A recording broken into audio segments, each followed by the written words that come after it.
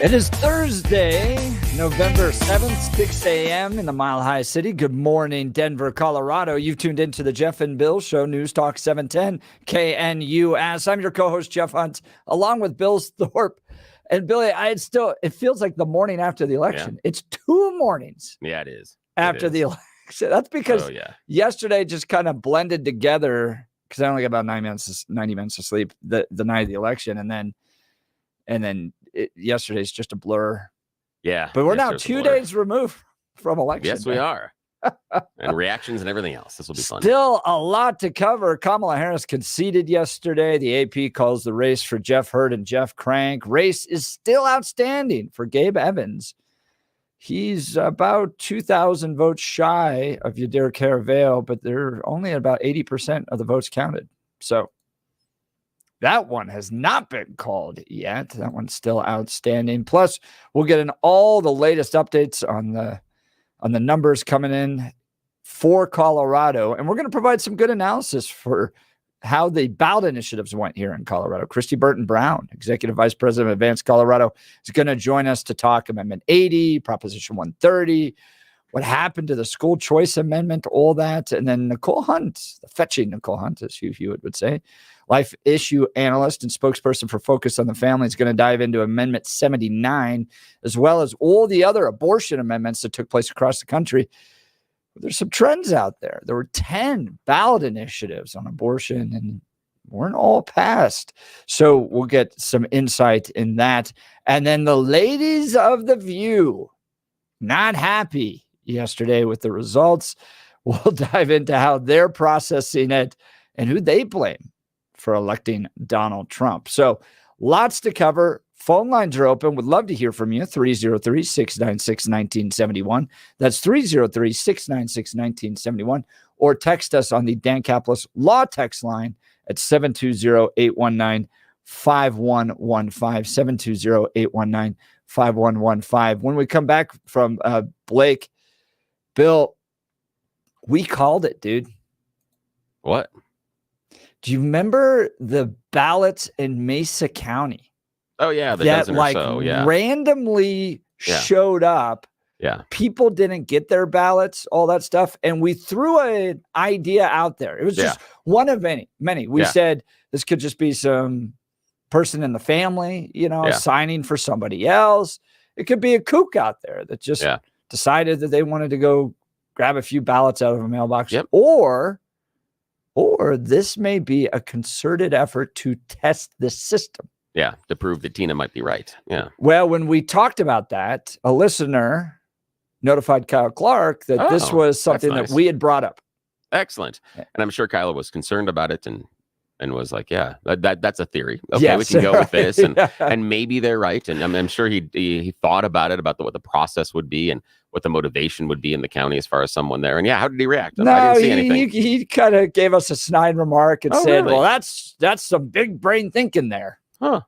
Interesting. Using being illegal to try to prove that the system's illegal. Yeah. Right? Yeah. Well, guess who was right? Hey. So you mean Kyle was right about us having big brains? Yes, exactly. That's very nice. Exactly. It's very nice. Here from CPR late last night. 2 friends schemed to test Colorado's mail ballot system and are now charged with felonies. Yes. And it wasn't that hard to get to that conclusion. And we just put it out there as one of 3 possible. And it really could have been any of them. It could have been the family member. It could have been a kook that just decided to go collect a bunch of ballots and was just like, I'm going to fill them out for my candidate. Yeah, exactly. Because I want to have these votes. Yeah. Or it could have been, Tina Peters is in prison. How secure is this? Yeah. Let's go risk it all to find out. Well, I think my guess is that they thought Tina was right. And so they thought, well, obviously we can prove she's right by doing this. They don't believe us. They don't believe her 3 reports. They don't believe all the stuff that we've seen online. They don't believe what Mike Lindell has told us. So we are finally going to prove it. Tina wasn't able to because of the Biden Department of Justice or the flying spaghetti monster cursed her or something. I don't know, whatever it is. But that idea was they went out there to prove it. Sure. Yeah. That was one of 3 things we talked about because it was completely and totally possible. And it's nice to hear that Kyle Clark complimented us on the size of our noggins. That's very nice. It's very nice. And again, here's the other part that's interesting is it shows his filter on when he was examining the story, Yeah. what he was and wasn't open to. And again, he presents himself as a journalist. Yeah. And the journalist is supposed to be open to and consider all possibilities and then report on what is going to happen. Not in this case, though. No, not in this case. Because just like when he knew they were code violations over at the apartment building, he knew immediately with this one, he knew what was going on because he wears that sport coat and is so good on TV. So, of course. He is so smooth on TV. Oh, yeah. But, you know, you got this story, and I've got to think with what could happen to Jenna Griswold, Bill, there could be an entire wing in our prison system dedicated to people that got the election issue wrong. Yeah, exactly. Sure could be. Sure. And I hope the listener that reached out to Kyle will reach out again today and say, wow, look at this, who was right. I hope they'll reach out again and just point out who was right on this one. For your most trusted news, turn to Jeff and Bill at 710 KNUS. No, don't do that. Neither of us actual journalists. Yeah, no.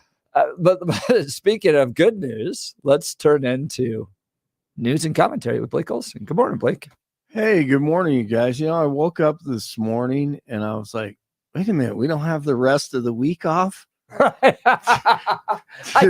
kind of felt the same way. Did you feel that way? Yeah. I mean, for a split second, I'm like, wait a minute.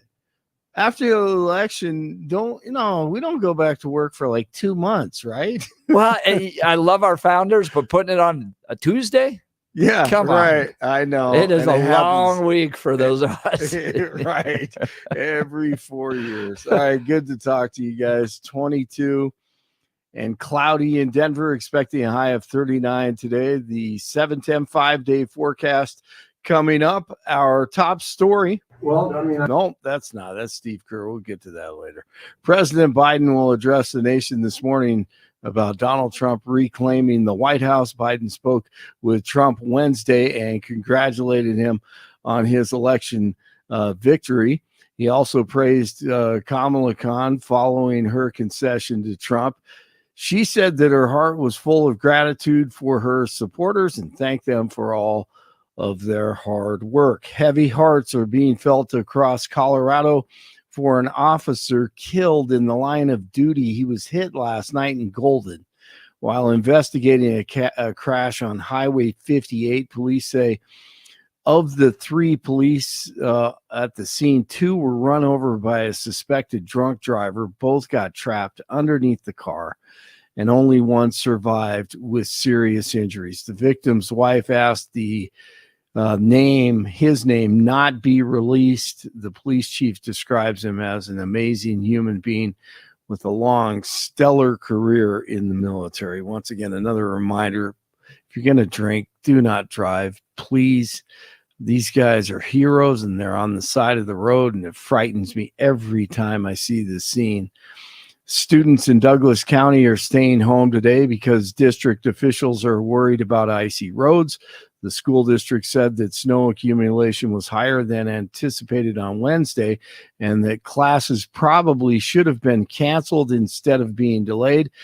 A winter storm watch for the Denver area goes into effect tonight. The race for the 8th district congressional seat is still too close to call, as Jeff and Billy were talking about this morning after polls closed in Colorado. Election returns from last night showed Republican Gabe Evans narrowing the lead of Democratic Congresswoman Yadiro Caraveo by about 2,400 votes. Republicans are expressing confidence they'll take control of the House once all the votes are counted. Some House races are still undecided, and the GOP needs a dozen more seats to keep control. If they win those seats, it would give Republicans control of both houses of Congress and the White House, of course. A California wildfire is destroying homes and forcing evacuations near the Pacific coast. Several fires broke out in the Southern California hills on Wednesday, fueled by gusty Santa Ana winds. Cuba's energy grid is collapsing after Hurricane Rafael made landfall on Wednesday. The state-run grid operator is blaming Rafael for knocking out power to Cuba's entire population, some 10 million people. The hurricane is now moving into the Gulf of Mexico and possibly toward the U.S. Gulf Coast. The opening bell rings this morning after stocks closed sharply higher on Wednesday following DJT's victory. At the closing bell, the Dow gained over 1,500 points, marking a record high. News brought to you by Lair Fireplace and Patio, Denver's premier source for everything fireplace, patio, and grills, locally owned and operated since 1954, online at lairfireplacepatio.com. Nuggets beat the Thunder last night. Avalanche take on the Jets tonight. And Steve Kerr talking about the DJT win. I believe in democracy, and I think the American people have spoken and voted for Trump, and I want him to do well the next 4 years. I want our country to do well. So I'm just thankful that there wasn't any voting fraud this time. You know, it's last time, I mean, all those illegal immigrants who crashed the border and raped and murdered people and then voted 6 times. That was unfortunate, but thankfully. Okay, he was on the right track. Then he gets sarcastic and he says, thankfully there wasn't any voter fraud. And he goes on and on and on. And so last night in Boston, they introduced the Warriors, Golden State Warriors, where he's the head coach. And then they're in Boston and they announce his name. And it's kind of interesting. The head coach of the Golden State Warriors.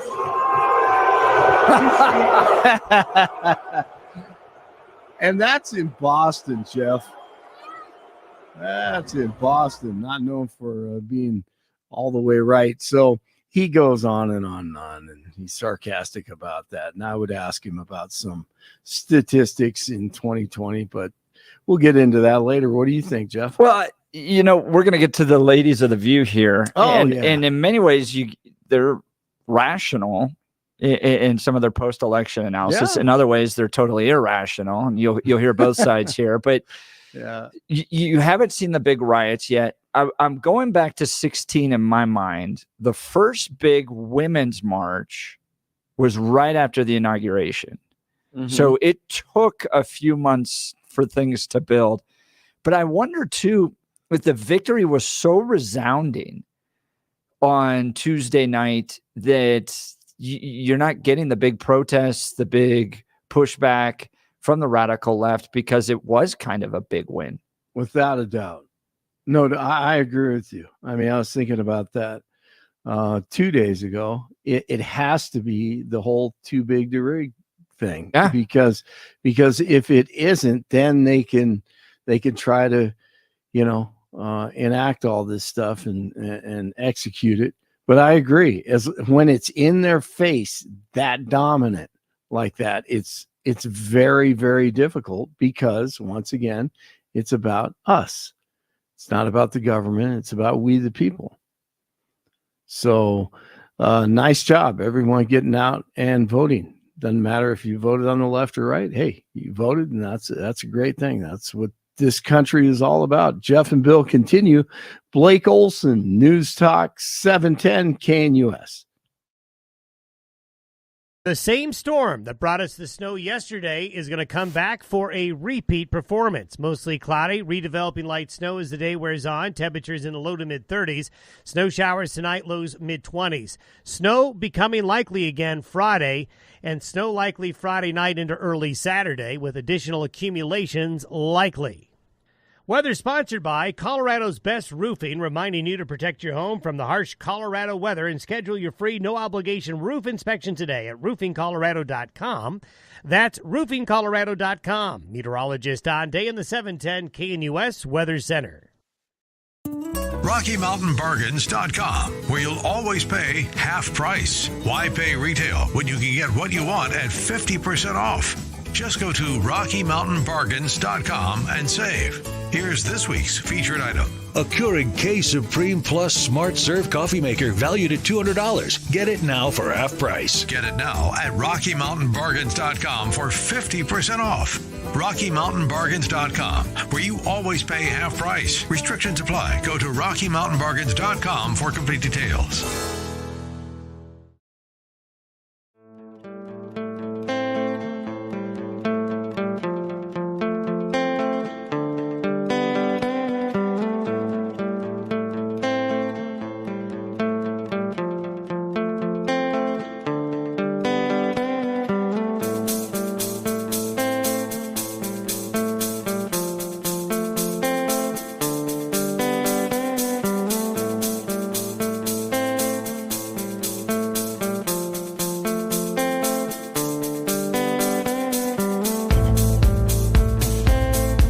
Welcome back to the Jeff and Bill Show. We're still providing all the election analysis you need. Not all the races called yet. Gabe Evans and your dear Caraveo is still out there, but Jeff Hurd wins in Congressional District 3. Jeff Crank wins in Congressional District 5. Lauren Boebert wins in Congressional District 4. Got a chance to talk a little briefly yesterday with John Fabricatori.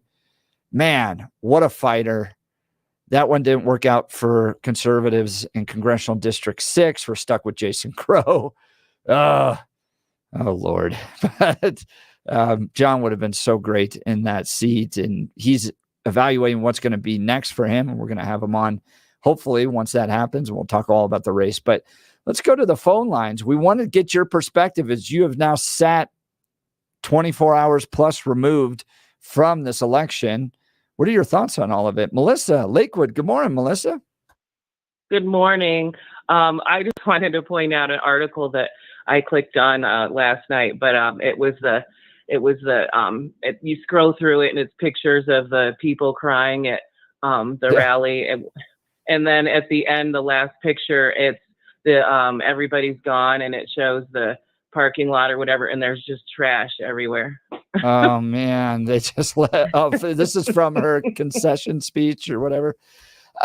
It's all over my X accounts, or the kind of wailing and the frustration from Kamala Harris supporters following the election. And I understand the frustration. Believe me, I've absolutely finished an election night in tears after working very hard for candidates that I thought would do great. Never in my mind, though, thought to film it.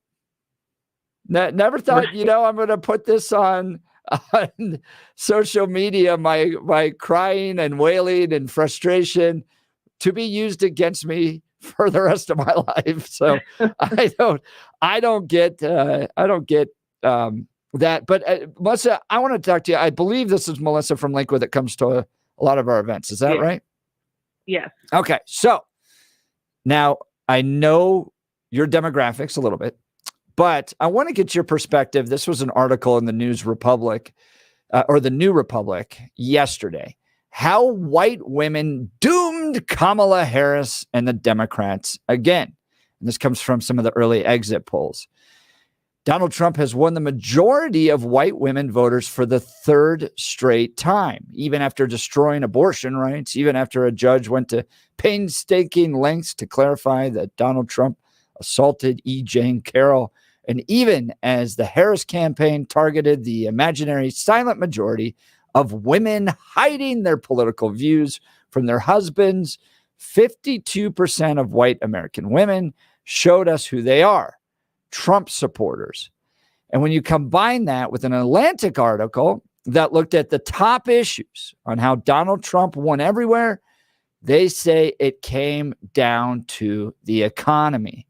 That out of all the issues listed, abortion issues, immigration issues, threats to democracy, Donald Trump's character, those types of things, at the end of the day, what it was really about, the driving issue, was the economy, the cost of groceries.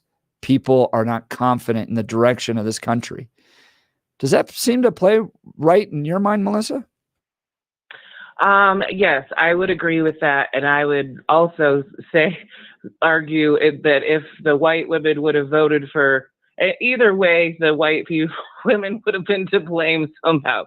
But it would have been pointed in a good way for them.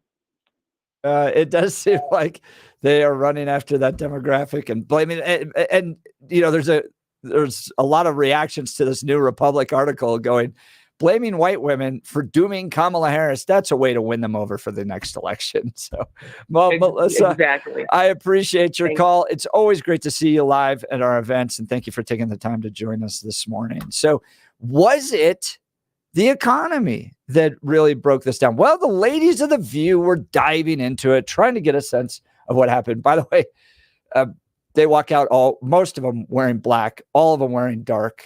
They seem to be mourning. They were not happy with the results of the election, but we'll start it off. It gets into a little cultural resentment. Is that the new language for you just being an outright racist? Well, here's the ladies on The View blaming cultural resentment. It's not clicking on my side, Billy. I'm surprised at the result, but I'm not surprised. As a woman of color, I was so hopeful that a mixed race woman married to a Jewish guy could be elected president of this country. Mm-hmm. And I think that it had nothing to do with policy. I think this was a referendum of cultural resentment in this country. Well, I think it, I'm cultural resentment. Was that the reason? When she went into that, and then later, one of the text messengers points us out, they spent a lot of time talking about, quote, uneducated white women during the View, and someone has to remind them, no, it's just not college educated white women, but to say that they're uneducated white women. But was race really the issue? Is that why Kamala Harris failed?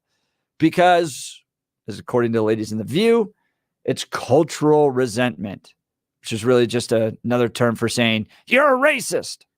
I don't agree that cultural resentment necessarily means you're a racist. And I think that they have a point as far as part of the cultural resentment being the backlash against Kamala and not race. Let's talk about the two words that get our audience fired up and get me called a lot of names on the text message machine. And that is DEI and diversity and inclusion and those things and the woke. How mad is our audience at the woke? How badly do we need to destroy the woke?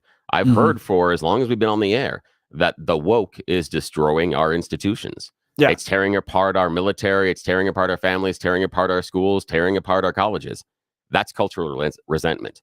That's resentment to a culture that is moving in this direction. That's what it is. I disagree with how she started with the idea of doing it based on breaking down on race.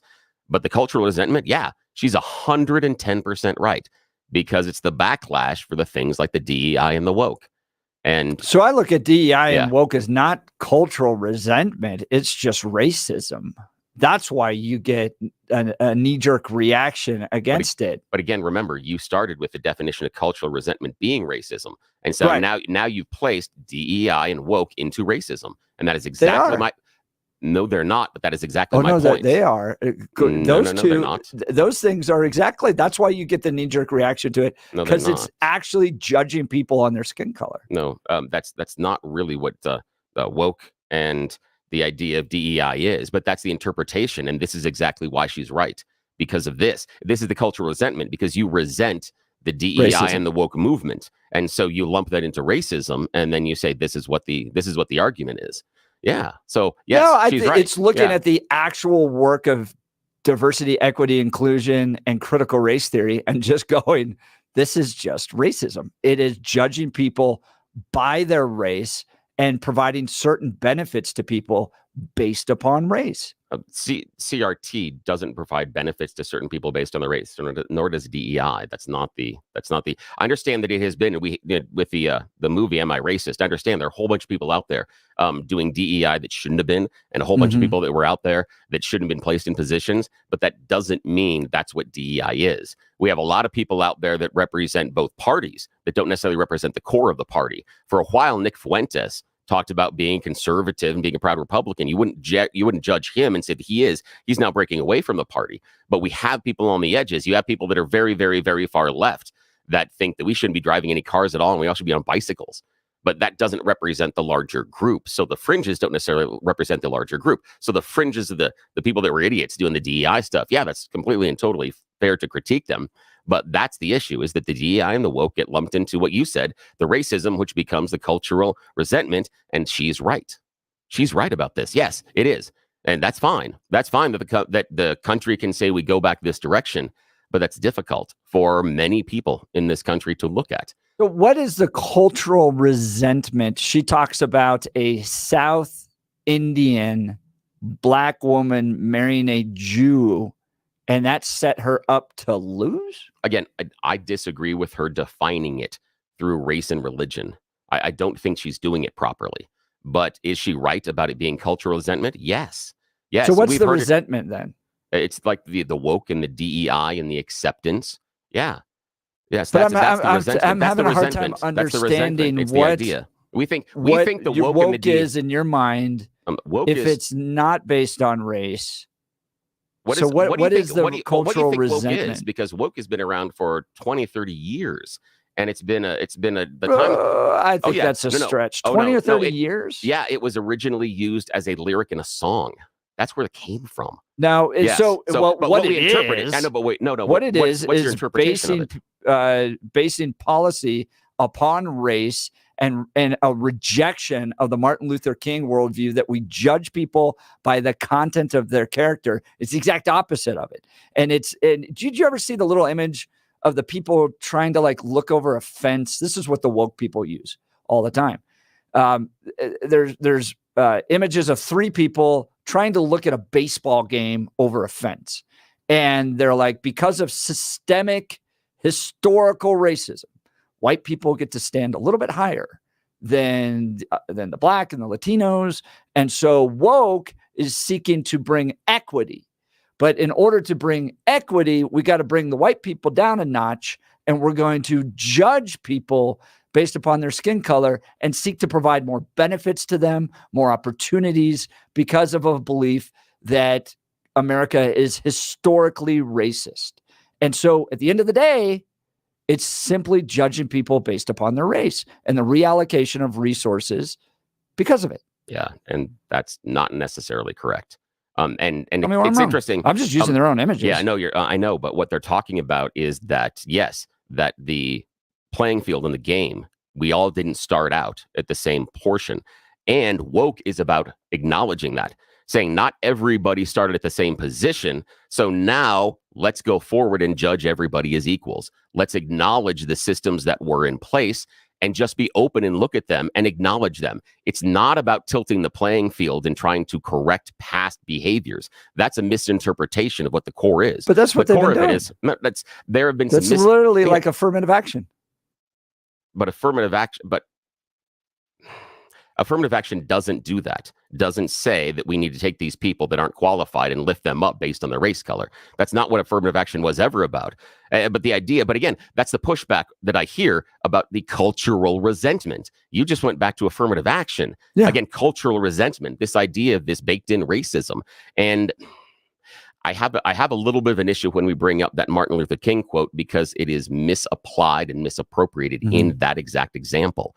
But woke is about the idea of acknowledging not everybody started at the same place and not everybody starts at the same place now. So we should acknowledge those differences and try to treat everybody equal. That's it. That's all it is. Yeah, that's all woke is. I wish I could agree with that, because I think that's like where they wanted to stop, and it just kept going. And that's why you get the movie Am I Racist from Matt Walsh, where you're like, all right, if I smile too much to deal with cultural appropriation, or not cultural, but historical racism, if I'm smiling too much at a black guy, I am appropriating the racism of our ancestors. And if I don't smile enough, and we end up tied in all these knots. And so I think a lot of people in this election were just tired of that. I think they just want to judge somebody by their character. Yeah. And all of these knots that you have to be tied into, they just don't want to do that anymore. And that is cultural resentment. And the problem of that is, when you're talking about that, people just want to judge someone based on the content of their character. That's the problem. Why is that the problem? Because of the words judge. And this is the issue. And we judge people all the time. I know, but hang on a sec. This is why that Martin Luther King quote is misappropriated and used incorrectly in the form in which you use it, in my opinion. Because what you're saying is that we need to judge people based on the content of your character. Okay? Who gets to do the judging? We all make judgments. I know, on everything. But hang on a sec. Who we hire, who we're married, who we're friends with. I know, but your judgments are based on the content of your character, correct? That's your judgments are made on. No. That quote's about judging somebody on the content of their character. Hang on a sec, though. I'm not doing the quote right now. But your judgment is going to be based on the content of your character personally. I'm not quoting Martin Luther King. I'm just talking about any individual judgment will also be based on the content of their character individually. Yeah, of course. Yes, of course. Yes. So when we say we need to judge people based on the content of the other person's character, we are not acknowledging the content of the character of the person doing the judging. The person doing the judging can be a complete arsehole. But then we say we give them the right to judge other people, and we should respect that. That's the issue. Is that we're missing? So lost, dude. I know. This is why it's difficult. But the issue is we're talking about whether or not we judge people on race versus some other thing. Yeah, and that other thing is not race, but the quality and the content of somebody's character. Yeah. So how do you think Nick Fuentes would look at someone and judge someone on the content of their character if they believed in woke and DEI? How would he judge them? Based on the Martin Luther King, premise, he would probably look at them and denigrate them. He would not think they are good enough to be Americans. He would question their allegiance to our society and their purpose in our society. Okay. But he is judging in his mind. He's judging them based on the content of his character. That's why it's a misappropriation in my mind of that. Of his character. No, did that. Wait, no. But Billy, this was all about whether or not we judge people based on race. You're the one that brought up the Martin Luther King. Yes, that's what Martin Luther King was talking about.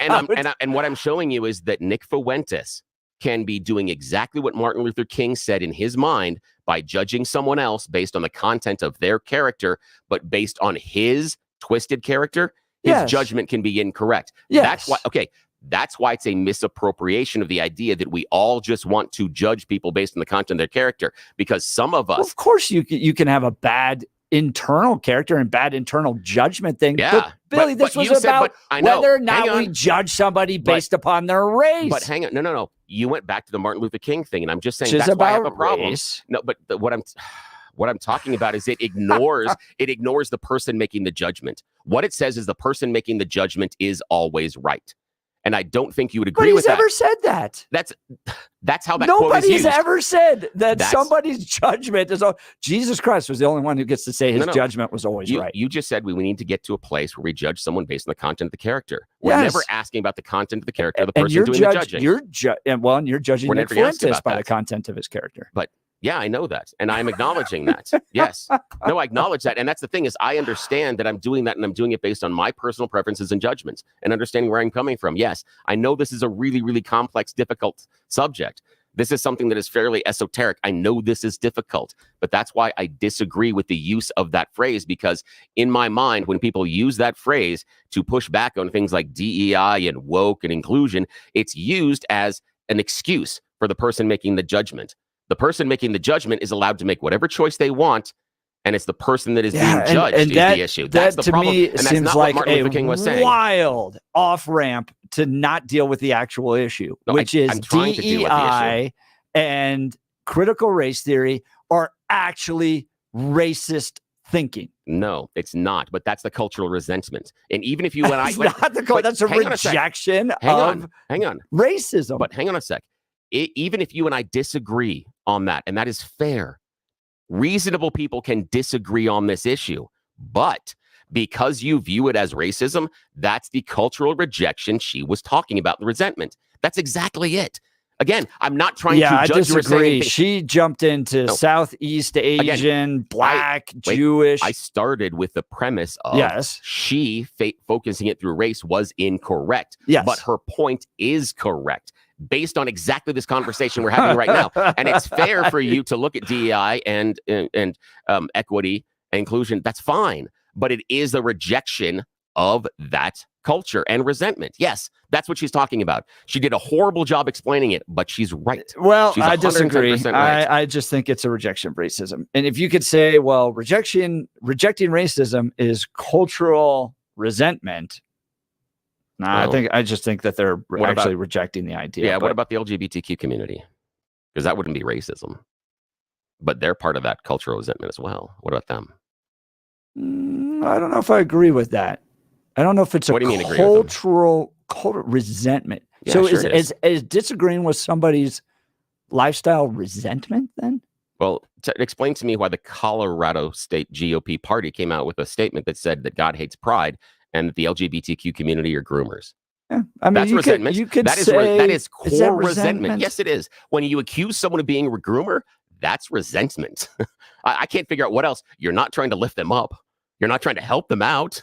That's but resentment. It seems like there's a negative thing. connotation around resentment that's not rooted in logic, right? It's just kind of this like guttural, emotional hatred of people. It can be both rooted in emotions and logic. And so it can be both. You can be logically resentful. I don't know.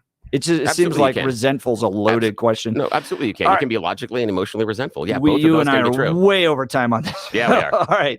Did you know that last year over 49% of homes listed did not sell with the real estate agent who took the initial listing? This cost home sellers thousands of dollars in lower offers and painful holding costs. Gay Ribble and the Empower Home team of Keller Williams have a track record of selling homes fast and get their home sellers 6.1% more money on average, netting their sellers $30,500 more in their pocket. They do this using their proven proprietary systems and guarantees. Go with the team that doesn't just make empty promises, but can actually provide proof of their experience and track record of getting homes sold for top dollar. Gay Ribble and the Empower Home team is so confident in the service they provide and the results that they can get you that if you're not happy, you can cancel at any time at no cost to you. This is their cancellation promise. Call 833-301-SOLD. That's 833-301-SOLD. Or visit gayasthebuyers.com. That's GAYE hasthebuyers.com. Oh boy, text messages are blowing up. Breadman, DEI is insane in America because we're multi-ethnic and cultural. We are Prussian and cultural brown. resentment. Yep, that's exactly it. Again, she did a horrible job explaining it. But the core, she's right. And she's right. And that's fair. That's fine. I'm not sitting here denigrating anybody because they're doing that. It is fine to make that choice. As Peter Boyle's dad said, it's your mouth. You can haul it if you want to. People resentful and then not saying that you're denigrating them. I don't know. That seems like a reach for me. Okay. Bill, when did DEI come up as a concern to voters? All I heard was economic immigration and abortion.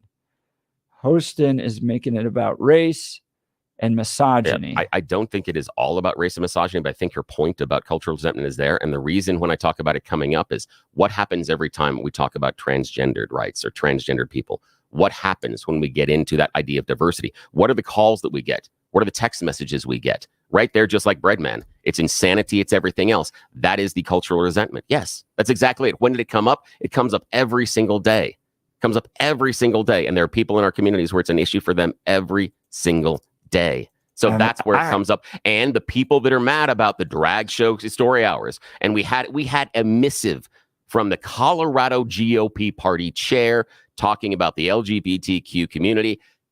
God hates them and they're groomers.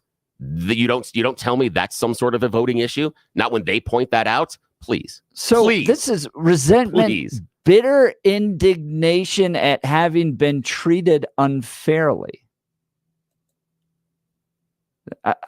I mean, that's where I think we're so confused on it. I don't think that's the definition of how people feel when they disagree with an issue, that it's bitter indignation having treated unfairly. All right, we're way past that. It was insane. We'll continue. You're listening to the Jeff and Bill Show. Denver's talk leader, News Talk 710 KNUS. At this hour, I'm Christina Owayo in Dallas, and here are your top stories. Voters in Arizona have approved a measure that lets local police arrest migrants who crossed into the state illegally from Mexico. Proposition 314 also allows state judges to order their deportation. In addition, law enforcement would be shielded from all civil lawsuits. It has become the latest state to take border security into its own hands after they say the federal government grossly failed the American people by allowing tens of millions of illegals into the country. Arizona becomes the latest state to test the limits of what local authorities can do to curb illegal migration, with GOP lawmakers in Texas, Iowa, and Oklahoma passing similar immigration measures within the last year. In each case, federal courts have halted the state's efforts to enforce them. Republicans in the Arizona legislature say the measure is needed to help secure the border, and it isn't their first. They approved a migrant smuggling ban in 2005, banned employers from hiring illegal migrants in 2007, and required police to ask the legal status of suspected illegal migrants in 2010. The U.S. stock market, Elon Musk's Tesla, banks, and Bitcoin are storming higher as investors bet on what President Donald Trump's return to the White House will mean for the economy and the world. The Dow Jones Industrial Average jumped 1,438 points, or 3.4%. The S&P 500 rose 2.4%, and the NASDAQ Composite rose 2.8%. That's what you need to know at this hour. In Dallas, Christina Awayo, Salem News Channel. RockyMountainBargains.com, where you'll always pay half price. Why pay retail when you can get what you want at 50% off? Just go to RockyMountainBargains.com and save. Here's this week's featured item. A Keurig K Supreme Plus Smart Serve Coffee Maker valued at $200. Get it now for half price. Get it now at RockyMountainBargains.com for 50% off. RockyMountainBargains.com, where you always pay half price. Restrictions apply. Go to RockyMountainBargains.com for complete details.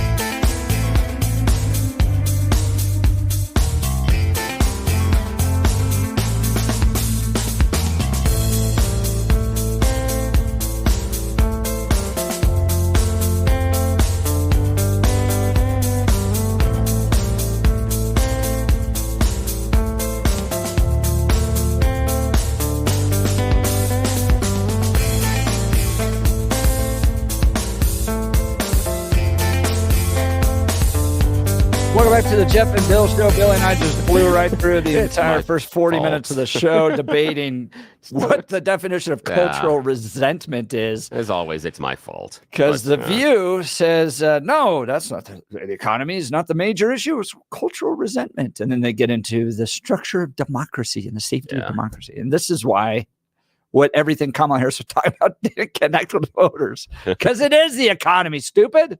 Yeah, that is the dominant issue. But I do appreciate, I know we got to step aside for a break, but I do appreciate every single time the text messengers text in and get mad at me over this issue and then prove me right. Thank you so much. Yes, they are. Right. Because what they're doing is they're arguing about, and they're arguing from a point of cultural resentment about why they resent this, why they hate this. Somebody disagreed with somebody's not resentment. Exactly what they're saying when they say it's insane and stuff. Yeah, thank you. I appreciate it, guys. You're listening to the Jeff and Bill Show. Denver's Talk Leader, News Talk 710 KNUS. Keep those texts coming.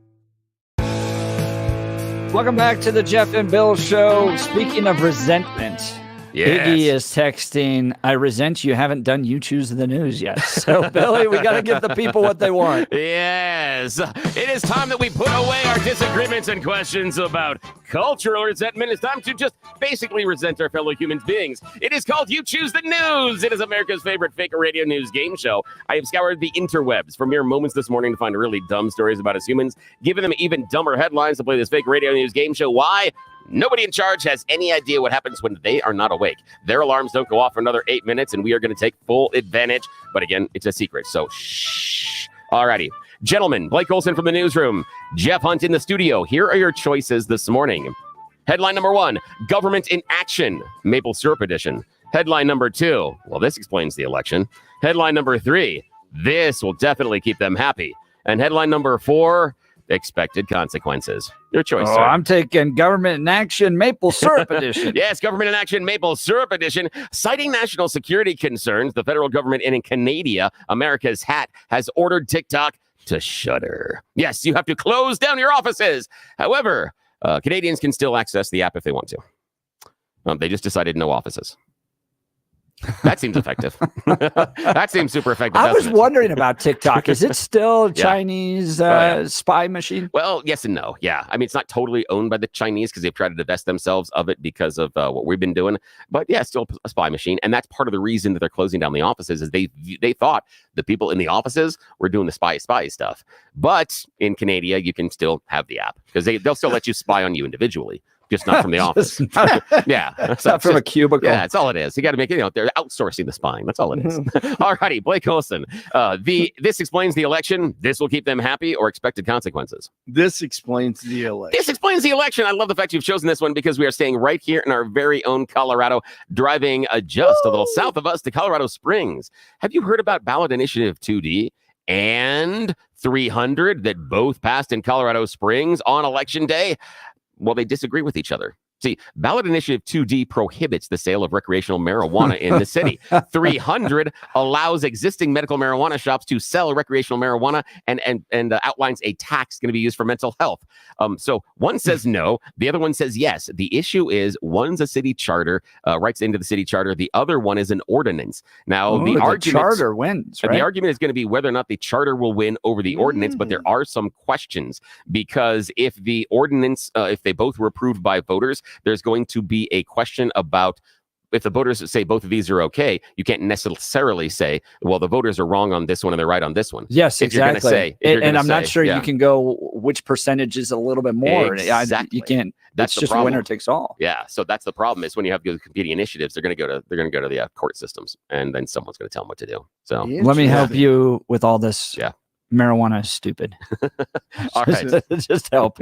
Makes a lot of money though, but it's actually falling. I saw the market's falling in Colorado. Yeah, very badly. All righty. Bad drug to use. Final choice this morning. Good. This will keep them happy or expected consequences.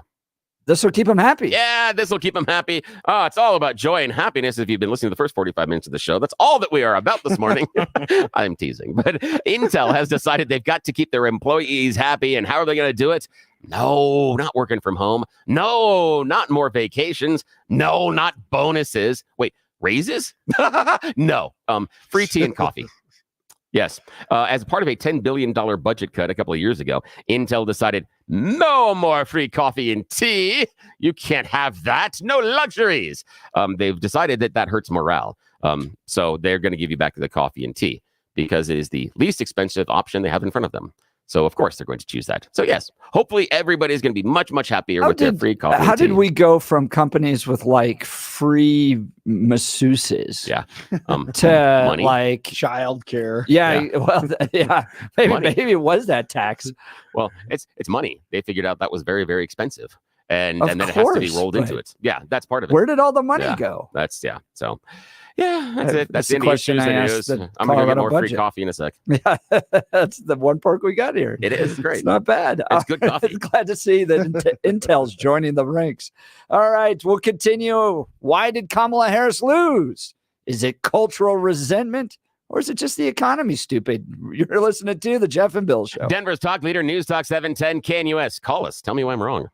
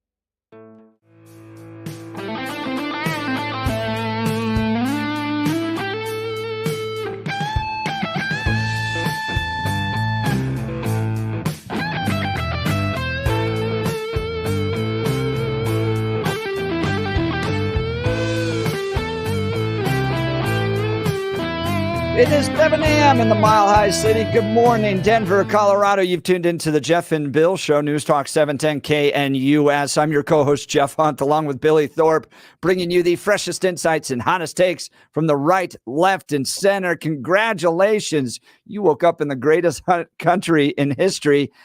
Donald Trump elected again, number 47, coming in just a few months, along with a Republican Senate and maybe a Republican House. What are they going to do with all that energy, excitement, and freedom? What are you going to do when our policies are going so much better? We've got a lot to talk about. We're going to dive into the View because I only got one clip played before it set Billy and I off into a discussion as to whether or not cultural resentment is just another term for you're a racist for not supporting Kamala Harris, or is there real cultural resentment there? That was fun, though. That was fun. That was a lot of fun. We'll try to put that aside. We'll do that one later because, oh boy, that could go for a while. We got some other stuff to get to. This is going to be fun, though. Keep listening. We're going to have a lot of fun today. So what really caused Kamala Harris to lose? And why did Donald Trump win? Not just a little bit, but with pretty significant margins, with the American people sending a strong message. We'll get to that. But first, news and comment with Blake Olson. Good morning, Blake. Hey, good morning, Jeff and Billy. 23 and cloudy in Denver, expecting a high of 39 today. The 7-10 5-day forecast coming up. Our top story, DJT is putting together a transition team before Inauguration Day on January 20th. He'll fill about 4,000 positions, including 1,200 that require Senate approval. That should be easier with the Republican-controlled Senate. President Biden is preparing to address the nation this morning. That should be fun. I wonder how tempted he is to wear a MAGA hat. Republicans are expressing confidence they'll take control of the House once all the votes are counted. Some House races are still undecided, and the GOP needs a dozen more seats to keep control. If they win those seats, it would give Republicans control of both houses of Congress and the White House, of course. The race for the 8th district congressional seat is still too close to call. More than a day after the polls closed here in Colorado, election returns from last night showed Republican Gabe Evans narrowing the lead of Democratic Congresswoman Yadiro Caraveo to about 2,400 votes. Meanwhile, Democratic congressional candidate Adam Frisch conceded his race to Republican Jeff Hurd in the 3rd congressional district. Hurd will replace Republican Lauren Boebert, who, of course, won her 4th district race. The Federal Reserve wraps up a 2-day meeting today with a highly anticipated announcement on interest rates. Most analysts predict the central bank will cut rates by a quarter point or 25 basis points, the first lowering of rates in 4 years. The opening bell rings this morning after stocks closed sharply higher on Wednesday following Trump's victory. Students in Douglas County are staying home today because the district officials are worried about icy roads. The school district said that snow accumulation was higher than anticipated Wednesday, and the classes probably should have been canceled instead of being delayed. A winter storm watch for the Denver area will go into effect tonight. A Colorado police officer killed in the line of duty last night. He was hit in Golden while investigating a crash on Highway 58. Police say of the 3 officers on the scene, 2 were run over by a suspected drunk driver. Both got trapped underneath the car, and only one survived with serious injuries. The victim's wife asked that his name not be released. The police chief described him as an amazing human being with a long, stellar career in the military. Cuba's energy grid is collapsing after Hurricane Rafael made landfall on Wednesday. Rafael knocked out power to Cuba's entire population, to some 10 million people. The hurricane is now moving into the Gulf of Mexico and possibly toward the U.S. Gulf Coast. Comedy time. Whoopi on The View after the election. She did what she did. She was everywhere. She talked to everybody, and people didn't come out. I don't know why, and it doesn't even matter. He's now the president. I'm still not going to say his name. That's not going to change. Yeah. I have faith that some good, decent people are going to work for him. I've heard from some folks today. I think there's some reasons to be hopeful that people who believe in public service in the country are going to go. The thing that I wanted to finish up with is this whole. Nah, you don't deserve it. Nuggets beat the Thunder last night. Avs take on the Jets tonight. 20 in Westminster, 21 in Highlands Ranch, 23 in Denver. Jeff and Bill continue. Donald Trump is the president, Whoopi. He will be in a couple months. He was elected president. Yeah, baby. Take that, Whoopi. Okay. Blake Olson, News Talk, 710 KNUS.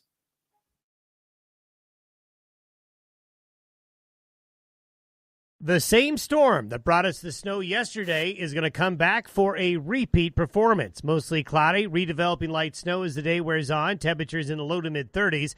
Snow showers tonight, lows mid-20s. Snow becoming likely again Friday, and snow likely Friday night into early Saturday, with additional accumulations likely. Weather sponsored by Colorado's Best Roofing, reminding you to protect your home from the harsh Colorado weather and schedule your free no-obligation roof inspection today at roofingcolorado.com. That's roofingcolorado.com. Meteorologist Don Day in the 710 KNUS Weather Center.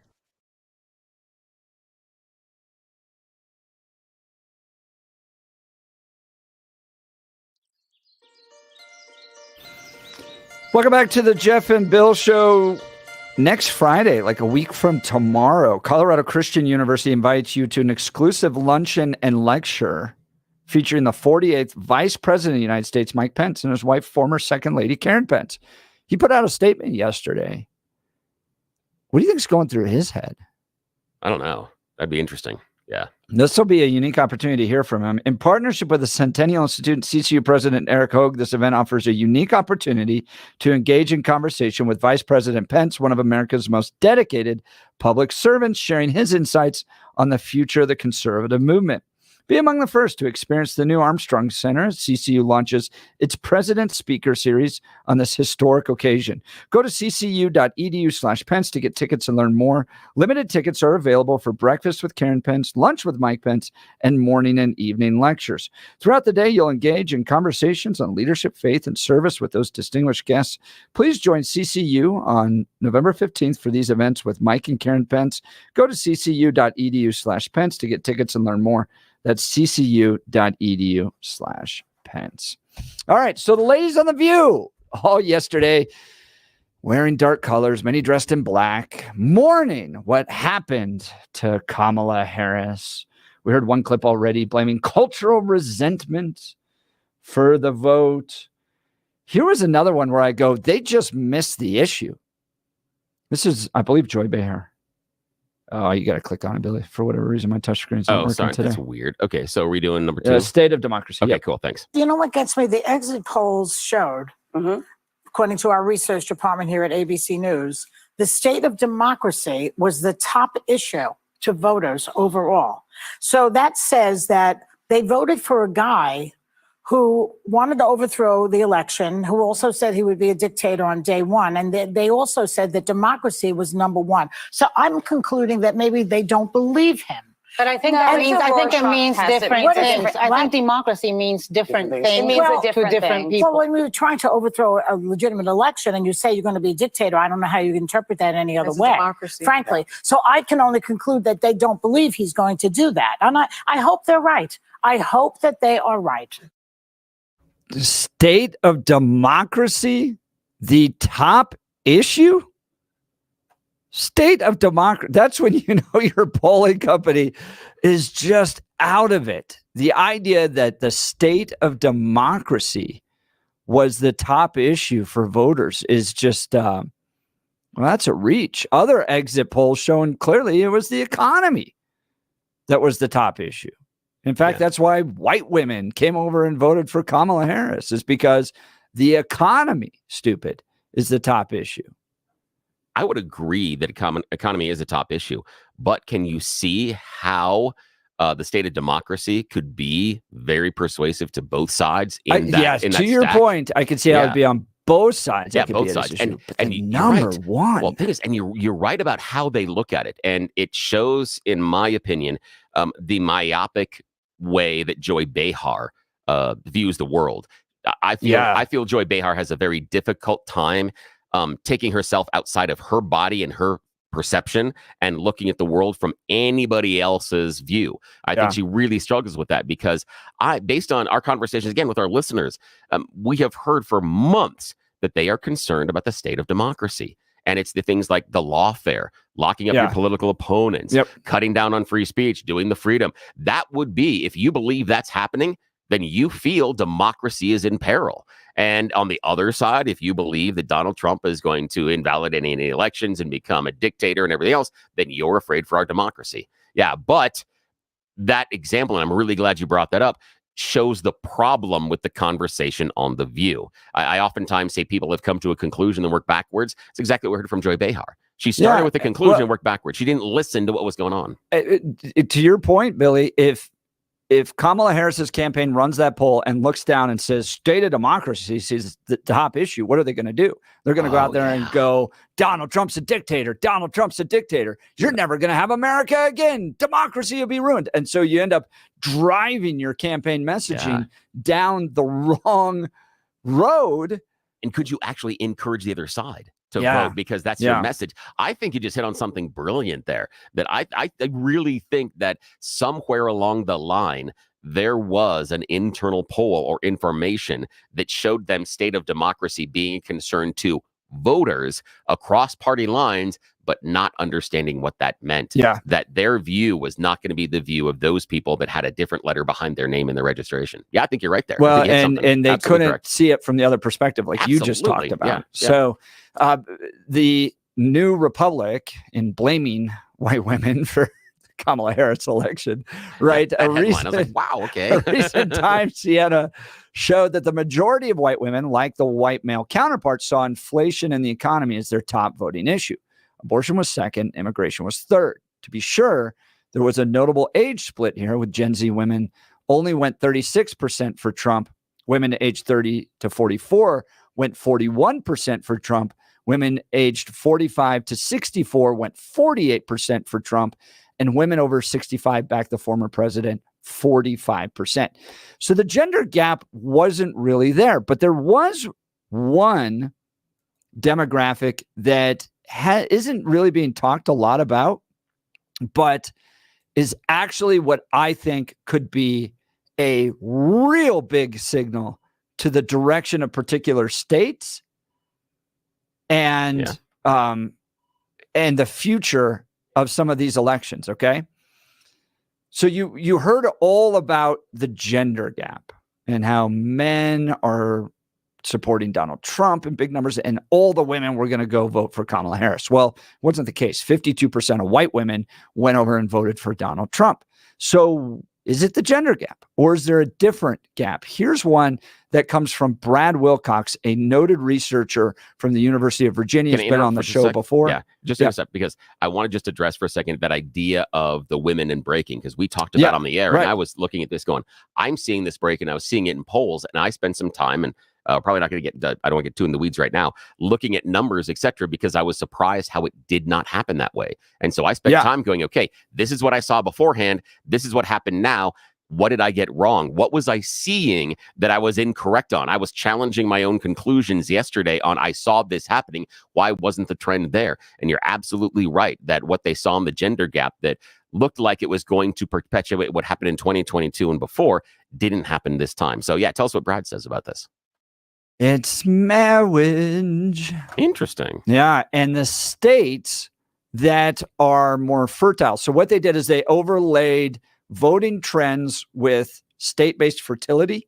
And this was a survey that came out recently that showcased red states are more fertile. They're just building families. Blue states are not building families. And in fact, Colorado was lower on the list of that. So while it's interesting that, yeah, there was a bit of a gender gap, what some of these folks are saying is that the partisan gap around families is actually continuing to intensify.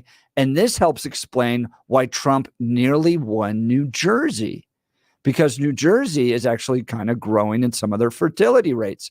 They went back and looked at 2020 to look at the correlation between party affiliation and family orientation. And they've noticed that it's just getting stronger. So Republicans, family builders, Democrats tend to be more single. And that is actually explains some of the divide. So think of this. Instead of thinking gender gap, think married families supporting Republicans, okay? Then singles tending to support Democrats, but single men that Trump went after with like the wrestling, the fighting, the Hulk Hogan, Dana White, all that stuff came over. So you lock down. So don't think gender, think family relationships. Okay, the families are going to support Republicans. Then let's come up with a campaign strategy that breaks apart the singles block and brings single men over. We'll let Kamala Harris have single women, and the math just works in our direction. Yeah, I think that Brad may be drawing a conclusion that's not there. I think there is a correlation, but I'm not sure there's a causation. And I didn't want to use that so frequently in a row. But I think there is some trends that you can look at that way. But if the thing that I have a hard time wrapping my head around that is, if this is about building the core family, if this is about the family values and building that, then why would we choose Trump as the scion? Why would you choose him as a standard bearer? Because that's not what he's about. That's not his behavior. So I look at it as they made this choice in spite of.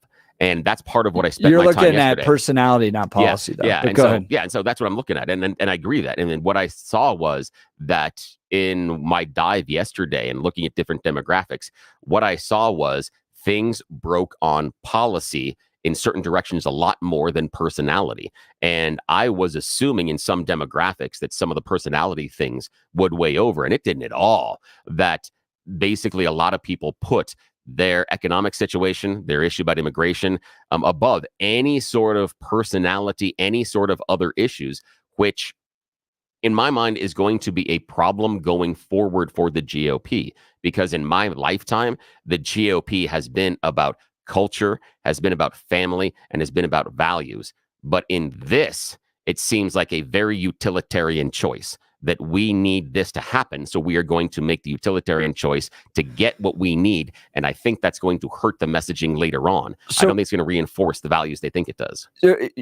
So that's a fair analysis. And look, I'm not going to defend Donald Trump's personal life in everything that he's done. But there was an article a few weeks ago, months ago, I think we covered it, or at least we were going to cover it on our show, about why families were leaving states like Illinois, New York, California, when they have what should be generous family policies, like paid family leave and those types of things, right? And red states don't have those. But families are moving to red states in spite of that. So why is that happening? And a lot of it comes down to the feeling that your family's under attack. So with values issues, school choice issues, religious issues. And so can a paid family leave policy structure put together by a blue state overcome the general feeling that the state and progressives in that state are attacking my family values? No. So they're heading to Florida, they're heading to Texas, they're heading to Oklahoma, where they can live freely the way they want to. It's the same position that single people want to move to Colorado or Illinois or California. Yeah. I want to be able to live the life I want to live, and conservative states won't allow me to do that. So if it's about family structure, feeling attacked, feeling like, that's what the progressives are doing against families, neither policy nor personality is necessarily going to cover that from the left's perspective. Yeah, I can see that. And that's a great point. And what I'm looking at is the idea of those people that are fleeing the blue states and going to the red states, as you said, are making the choice based on values. Yes. And that's what I found interesting in this election, is the choice wasn't necessarily made on values. Because if we would regards to personality. Well, yeah, but again, who the candidate is based on the values. So if we would put a white sheet together, take the names off the top and talk about behaviors and what has happened, most of the people that say they look at family values and what they want as the traditional American family would lean closer to Kamala than they would to Trump. But despite that, they made the choice for Trump. And that's what I think is interesting. And it gets to hostility. Yeah. It gets to hostility. You're not wrong, but it comes down to hostility towards family values. And then you have to be honest. If you're going to critique Donald Trump about some of his choices, you also have to look at his family structure and go, he generally has a pretty solid family. His kids love him. His grandchildren love him. They don't have all this division. He seems to have built a pretty strong family. I don't know about that. The ex-wives don't necessarily feel that way. Yeah, but the kids and grandchildren. I know that, but it's not like... So if you're going to look at one aspect, you got to be fair to the other aspect. Oh, yeah, I understand. But that's what's interesting about it, is the people that say that these states are not reflecting my values pick up and move to an end to a state and then make a choice in election for a person that doesn't represent their values and doesn't because it's utilitarian. I think represent is a broad word there. Okay, that's fair. Because I think a lot of this backlash, and unfortunately goes back a little bit to last hour, is I think there was, for many voters, a utilitarian choice on one side or the other. And I feel that there's a group of Donald Trump supporters that are kind of like, okay, the country sucks. I need things to change. And the only way we can change is with a strong person, because I see all these other things. And we need some sort of a strong, aggressive leader to, as you said, take a hammer to the systems in order to break these things down. And this is my own opinion. And if the people that I don't like get screwed with in the process, good. Because I don't like them anyway. So I get what I want, and I also get to feed my feelings. And I think that was a very utilitarian choice. And I think Democrats and liberals make that choice at a different angle many times as well, and get the same results. Where if the conservatives, if the very religious that I don't like get screwed with, good, I will make that liberal choice. I think that was part of this election, that it was about a strength in who we wanted, a change that we wanted. And if the people that I dislike get screwed with, good. Well, let's talk about how the ladies from The View looked at it, particularly in that notion of the country being in a funk. This is where the electorate. No, go ahead. This is where I think they got the closest, Bill. It was interesting. The electorate overall, even though the country's been diversifying for decades, the voting public actually got a little bit whiter. Because a lot of voters of color decided not to show up. They didn't think there was anything in their interest to do it. And look, people can vote on anything they want. They can vote because they like the color of someone's hat, or because of reproductive rights, or because of the economy. Any of those things can play in. And if you looked at this election purely through the lens of what's the economic situation in the country, you would have said there's no way the incumbent party can win. If you looked at it purely from the personal attributes of the candidates, you say there's no way that Donald Trump can win. Right. But people make these judgments, and they make it in complex ways. And sometimes people vote against their own self-interest in some narrow areas, or even some broad areas, just because. And this is just a country that is in a kind of a funk, very angry in some ways, divided in some ways, I think united in other ways. And I think this was actually a moment of remarkable unity at the end of the day, in terms of how an election can speak. This was a statement. So I appreciate the honesty from him. He's the Washington, D.C. bureau chief and chief election analysis for ABC News on The View yesterday, talking about most people feel that the country's in a funk and that this was a united statement against that. And when the ladies from The View run off on cultural resentment, racism, those types of things, they're missing. And this is why Kamala Harris missed it too. Even the democracy is our chief thing. The culture's in the America's in a funk. A lot of it is rooted almost entirely. I want to say that statement again. Most of it, not all of it, but most of it's rooted in economic issues, and the failure to address that and take it seriously was the result of the election you saw on Tuesday night. That was a strong statement.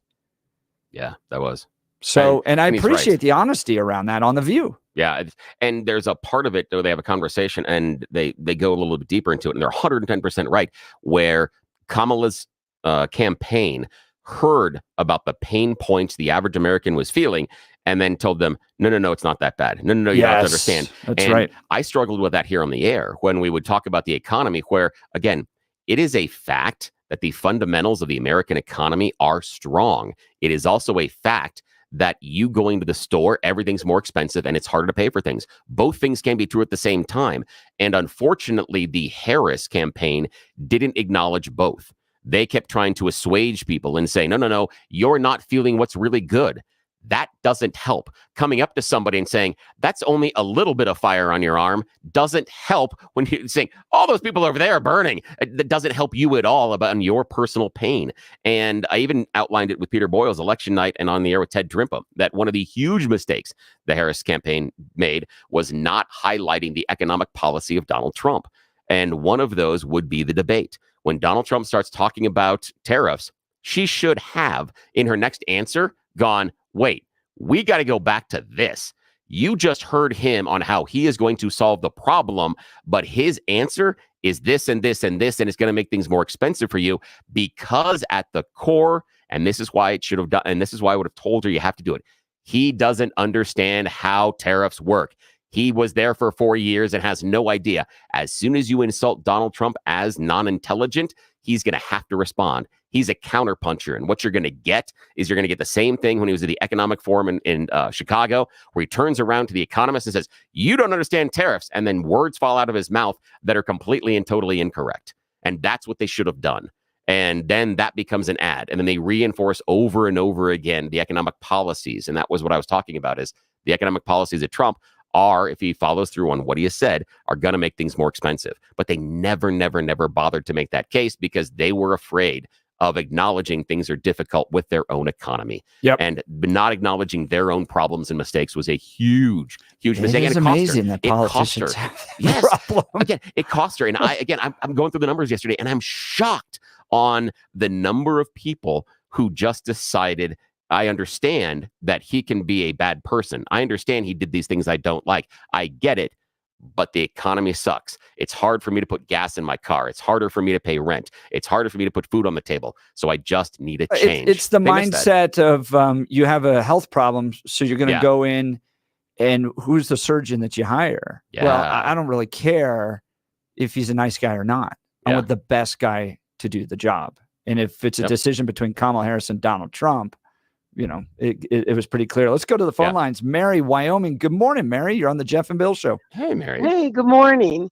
I called in regarding the View comments about the culture thing. Yeah, and go I ahead. keep saying from the very beginning, when Trump first came down that elevator, I, as a personality, didn't like. However, it's always been about policy. And the policy isn't just the economy. It is also the border, the open border. People are recognizing it, and I'm going to make a little left side to say, it's also, I really wanted to address the issue about, I hope one day your conversation will have a real thing about tariffs. I don't think that you are right, Billy, on this issue about tariffs. Tariffs also brought back manufacturing and jobs back to this country. Yes, we have to pay more. I understand that, but it also allows the average person to start getting paid a living wage. But and I hope that there's going to be a conversation about that. I do, and I'm trying to have it. See, the thing is that, okay, so we acknowledge, Mary, that the tariff is paid by the importer. So when Donald Trump puts a tariff on goods, it's going to make the stuff that we bring into the country more expensive, and that is a cost that is going to be passed on to the consumer, correct? We can agree on that. We can agree on that. Okay, good. Now, but we also, but he's putting the tariffs on the manufacturers that have taken that to those third world countries, and we're able to buy cheaply, and that we were able to do it cheaply. But however, here's the thing, though, Mary. I understand what he's doing, and one of the things is that because he doesn't understand tariffs, isn't going to be able to create the siloed tariffs that you're talking about. In a specific area, a siloed tariff can be very effective, but it has to be surgical. And what it has to do is you have to identify that particular good, and you have to make it more expensive when it's being imported. And the other thing you have to do is make sure that it's benefiting the local manufacturer that is American. The other problem in the tariff is you can't hike it too high. And the example I'm going to give you is the 2020 tariffs that he put on steel. He hiked the Chinese steel tariff very, very high. American steel manufacturers, you know what they did? They immediately raised their price to just under what the Chinese steel was. They took profits on top of it. So they artificially increased their price for American consumers because they knew they could get more because their stuff was still cheaper. That's a problem if you don't understand strategic tariffs. Then we address that. I know, but address that. I know, but we Mary, bring the jobs back so we can have for the American people. But hang on a sec. Here's the other part, though, is you're expecting a person who doesn't understand it in the first place to then address it. That's where I disagree. He doesn't understand the basis. I don't expect him to be able to recognize it nor fix it because he doesn't understand the premise. And that's the issue I have. And the other problem with the manufacturing... Unfortunately, he didn't have a team that supported, and you and I both would have to agree that he never had the kind of staff. Excuse me. But Mary, when he went into office, he took the advice from the Republican Party on who to bring in key positions. That's what other presidents have done, because he wasn't in the system, and they screwed him. Mary, from the time in which he became president in 2016 until 2024, when he's running for president again, what prevented him from learning about tariffs and how to implement them? That's not his staff. That is his lack of curiosity and lack of understanding. He didn't care. His financial advisor should. Hang on. He doesn't care because he thinks he's right. He told the person at the Economic Forum of Chicago that he was wrong about tariffs. He told the economist that was explaining to him in economics 101 terms what happens. And Trump's like, nope, you're wrong.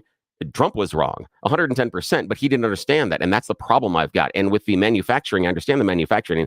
We got to have a little bit of a space here because this is going to be a touch long, not horrible. But the manufacturing jobs, Biden did keep some of the tariffs on, but the manufacturing jobs have grown larger under Biden than it did under Trump. And there were segments of the economy. Guess who brought him over? But it's not. Guess who brought those companies over that Biden could do it? He never.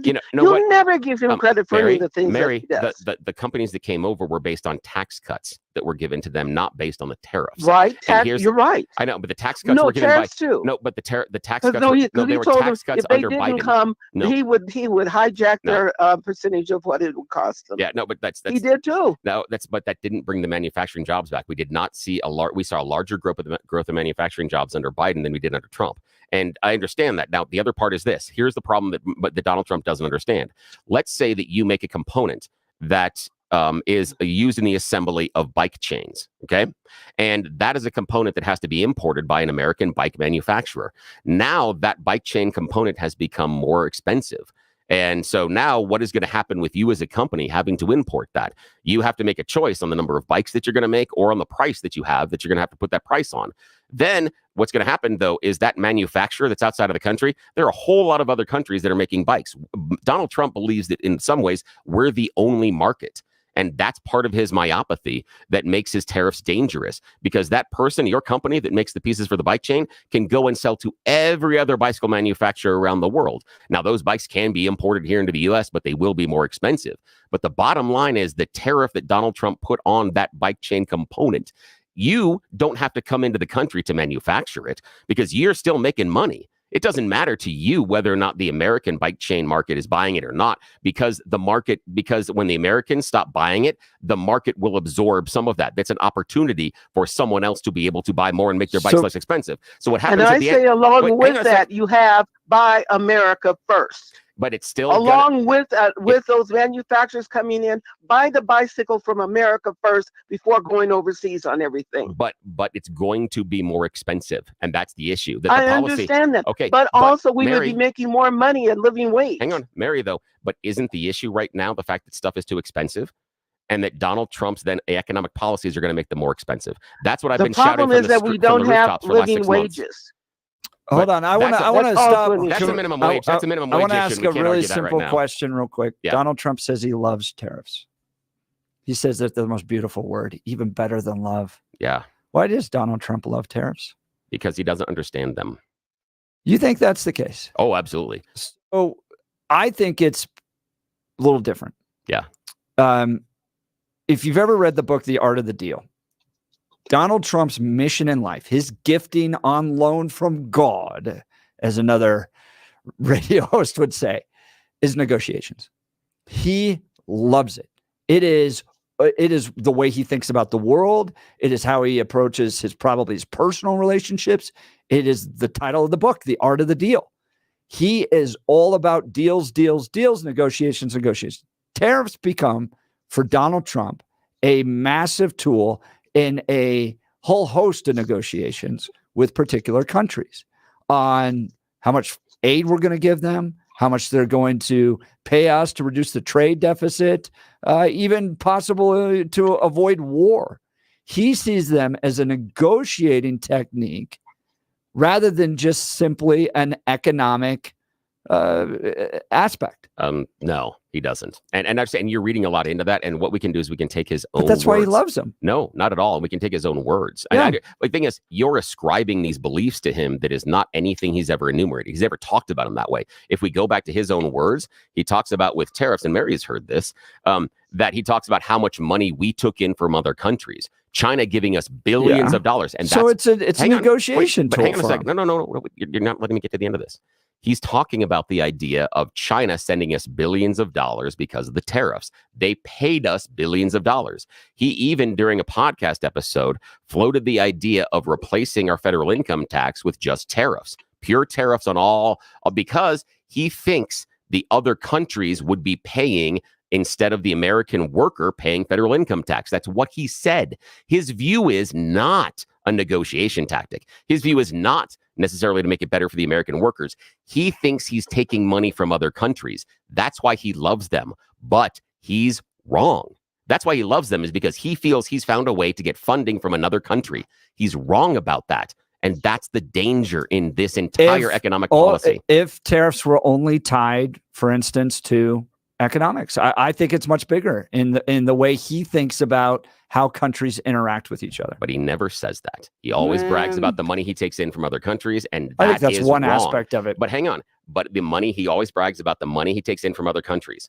He's wrong about that. He's completely and totally wrong. That should be, and so any other conclusion he comes to, we also should be able to question that as far as how he thinks the economic policy should work and what he can do with them. If he doesn't understand the basic economics 101 of how a tariff works, that is a dangerous person to be putting in charge. It's just kind of crazy that you think Donald Trump doesn't understand basic economics 101. He comes out and says it publicly. It's not me. I'm listening to the words that come out of his mouth and how he describes them. And he's wrong about them. And he says it over and over and over again. This is not something that I have pulled out of the ether. This is something that he proudly declares over and over again, that this is how tariffs work. And he's wrong. Well, we'll have to see. I disagree with you, Bill. When I look at, and this goes back to the caller and what Ross Perot said, that giant sucking sound of jobs leaving America, heading to Mexico with NAFTA, all that stuff. I think there's a really strong argument there that countries have developed a tremendous amount of wealth under the idea of free trade that should be here in America. And I'm glad to see Donald Trump step up, and I'm interested to see it. Mary, I appreciate your call. Thanks so much. Have a good day. We'll continue with your calls and texts. You're listening to the Jeff and Bill Show. Denver's talk leader, News Talk 710 KNUS. At this hour, I'm Christina Owayo in Dallas, and here are your top stories. Florida, Nebraska, and South Dakota are the first states to shut down measures to enshrine abortion on their state constitutions since Roe v. Wade was overturned and the power to decide was given back to the states. By rejecting adding abortion rights to their state constitution, Florida voters kept a ban on abortion after the first 6 weeks of pregnancy in place. It's the first time abortion rights groups have lost in a statewide ballot question since the U.S. Supreme Court overturned Roe. Arizona, Colorado, Colorado, Maryland, Montana, and Nevada voters adopted such measures, and New Yorkers passed an amendment to ban discrimination on the basis of pregnancy outcomes. Nevada voters also approved an amendment, but they'll need to pass it again in 2026 for it to take effect. Bitcoin spikes to a record high as traders expect President Trump's victory to boost cryptocurrencies, jumping nearly 8% to a record 75,345 in early trading on Wednesday before falling back a bit. Jeremy House reports. Mr. Trump has taken a favorable view of cryptocurrencies. He has pledged to make America, quote, the crypto capital of the planet and create a strategic reserve of Bitcoin. Ahead of the election, Mr. Trump also launched a new venture to trade cryptocurrencies called World Liberty Financial. Former federal prosecutor Nathan Hochman has won election as the Los Angeles County District Attorney. He defeated George Gascon. In Dallas, Christina Owayo, Salem News Channel. RockyMountainBargains.com, where you'll always pay half price. Why pay retail when you can get what you want at 50% off? Just go to RockyMountainBargains.com and save. Here's this week's featured item. A Keurig K Supreme Plus Smart Serve coffee maker valued at $200. Get it now for half price. Get it now at RockyMountainBargains.com for 50% off. RockyMountainBargains.com, where you always pay half price. Restrictions apply. Go to RockyMountainBargains.com for complete details.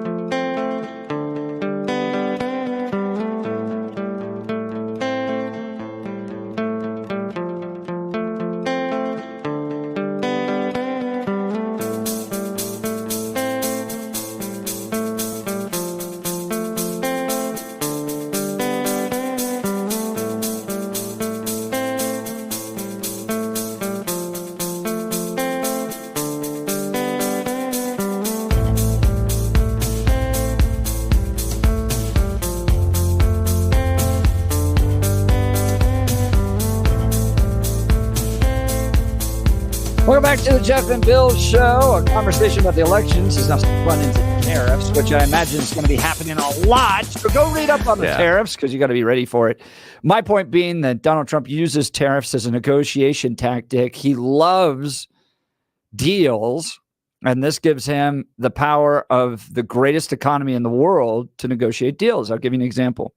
On the evening of June 7th, I don't know the year, this comes from a Wikipedia article about Trump's tariffs. Trump announced that he planned Mexico tariffs, or announced that the planned Mexico tariffs were, quote, indefinitely suspended after Mexico agreed to take stronger measures to curb immigration across the border of the U.S. According to the deal, Mexico agreed to deploy 6,000 of its National Guard troops throughout the country with a focus on its southern border with Guatemala. So I don't think Trump sees tariffs the same way as having the impact minimum wage does.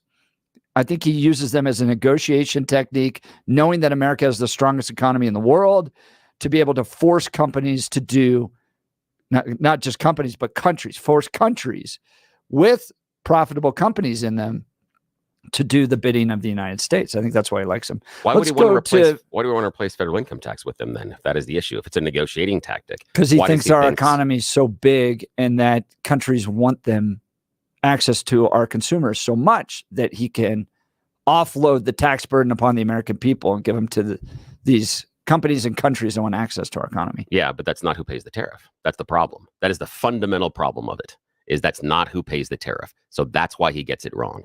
He could be using it as a negotiation tactic, sure, but his understanding of that. Yeah, and you're saying that the importer is the only person that pays it. Yeah, but I'm saying that the importers could offset those costs to the consumer, but that's only going to work maybe until there's a second competitor that can do it lower. So they're going to end up having to go back to the original companies in the countries to pay for it. The one thing we know that companies and corporations in America do is absorb the extra cost and not pass it on to the consumer. They're always worried about that.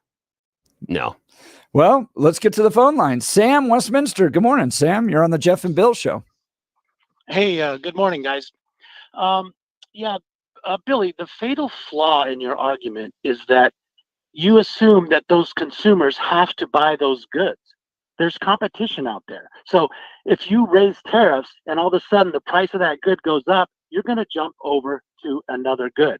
And then the company in the foreign country, they are going to suffer. And, Jeff, you brought up a good point about the Mexico. I was going to bring that up too. When Trump threatened them with tariffs, they jumped. They did not want any part of that. And Sam? That's every country has tariffs and they work. And so, Billy, the way, for you to say Trump doesn't understand tariffs and insist that you're right is beyond arrogant. To say he's ignorant to that is beyond arrogant. It's frustrating that you think you know everything. No, it's not. Sam, I'm not saying that I know everything. I've never used that as a premise. Well, then Sam, hang on. I am judging Donald Trump based on the words coming out of his mouth. He says all the billions of dollars that we took in from China thanks to my tariffs. That is not me saying what Trump thinks. That's what he says. He has said we can replace the federal income tax system with tariffs because we're taking in the money from the other countries. He's wrong about that. He's completely wrong about it. This is not me making a judgment. I'm only using the words that have come out of his mouth. And if I'm not supposed to judge the words coming out of his mouth, you got to explain to me how I'm supposed to interpret him. The other part, though, Sam, by his actions. Sam, his actions. Sam, and his actions. It's okay, fine, but that's going to get you into a whole nother problem here. But what happened to steel prices? You guys listen too much on his words. He babbles. Yeah, explain to me. Would you make that same argument when Joe Biden was running? Would you say we're listening too much to Joe Biden's fumbly words? We have to really understand what he means. No, you wouldn't make that choice. No, I would. No, but you make it. I know, but you don't. No, Sam, though. We're up against the break, guys. We got to run on again. No, but we're so far over time. Yeah, we are. But what happened to his steel prices when Donald Trump raised the tariffs to American steel prices? American steel prices went up to get to the exact same point. The idea that Sam says that it's going to make lower prices for America is not true. It's going to raise prices across the board. We got to go to a break. You're listening to the Jeff and Bill Show. Denver's talk leader, News Talk 710, KNUS.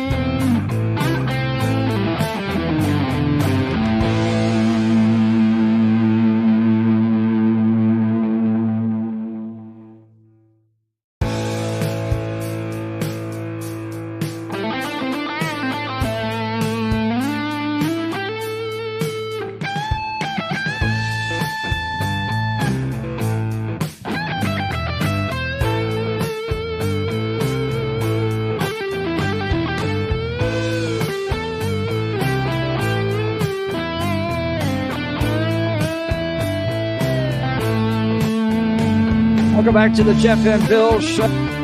Our conversation has gone from why Kamala Harris lost to Donald Trump's plan on tariffs. I do recommend starting to read up on tariffs because it's going to be a big part of his economic plan, and we'll see how good it works. Let's go to John Lakewood. Good morning, John. Hey, morning. Good morning. You've got a good show. I was listening to Mary from Wyoming, and I think I heard her talk before. But there was a generation where it was a big deal. People would be glad to pay for items that were made in the United States. John, and Peter Boyles will comment on that. You are exactly right, John. In fact, we don't even have to go too far back. If we go to, I would say, God, my brain, is it mid-90s? Yeah, it would have been mid-90s, I believe, maybe earlier 90s with Walmart. You remember when Walmart became the huge big discounter, what was their phrase? They were selling stuff that was made in America. It was American-made stuff. That was where when they were first taking over across the country, that was one of their first big marketing slogans, was the fact that these were American products that you were going to be able to get cheaply and you could support American businesses. Yeah, you're absolutely right, man. Yeah, I don't know. I was raised on a farm back in the 50s. I'm an old guy. But even farmers would talk about, that them cheap tools, Yes. Better off to pay a few more bucks and get something made in America. It was a big deal. Oh, yeah. And you know the idea of going out and you buy the Caterpillar, you buy the John Deere. You don't need to go buy the Makita. That's not what you buy. You don't buy that silly stuff that's coming out of Asia. Absolutely, man. That's exactly where it came from. Well, here's the question I got. There's a lot of evidence that the Chinese government is subsidizing Chinese businesses. Oh, sure. It's lowering the costs of Americans to buy those products as a result of it. So for the sake of not just American consumerism, but American jobs, how do you expect the United States to compete with that? Depends on whether or not you. Well, you probably have to pay a little more. I'd have to pay a little bit more, Bill. John, yeah, but that's the reason that we didn't want to have someone else in the office. We wanted to change the horses right now because of high prices, and that Trump promised to make them cheaper. But yet, we'll have to see. Yet, I didn't hear an answer. Give me a call. You're listening to the Jeff and Bill Show. Denver's Talk Leader, News Talk 710 KNUS.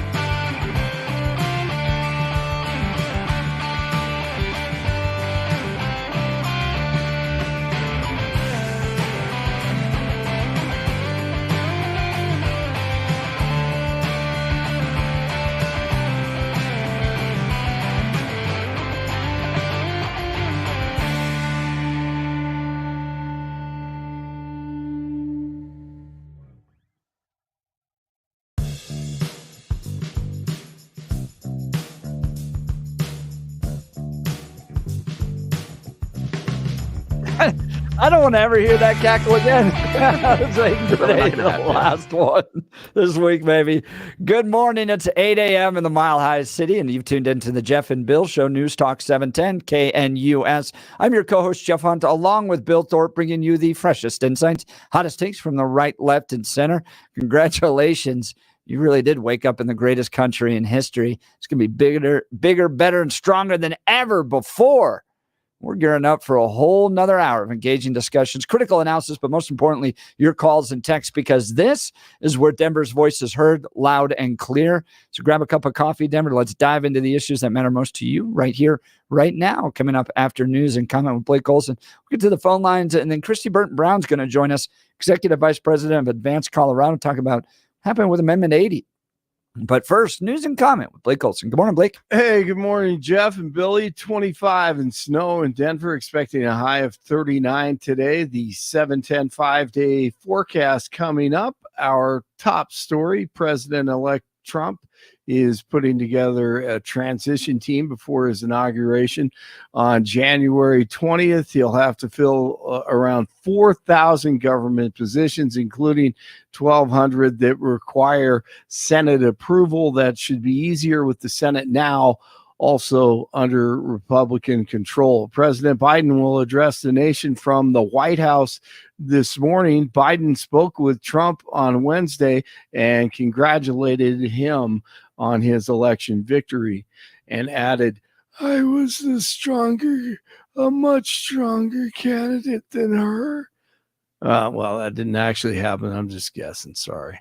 The Justice Department is evaluating how to wind down Trump's criminal cases that were ginned up by weaponizing the justice system and going after political opponents. And there's a policy that a sitting president can't be prosecuted. The cases center around his actions leading up to the J6 Capitol riot and his handling of classified documents. Basically, the leftist globalists did whatever they could to try and destroy him before the election. That didn't happen. The Federal Reserve wraps up a 2-day meeting today with a highly anticipated announcement on interest rates. Most analysts predict the central bank will cut rates by a quarter point or 25 basis points.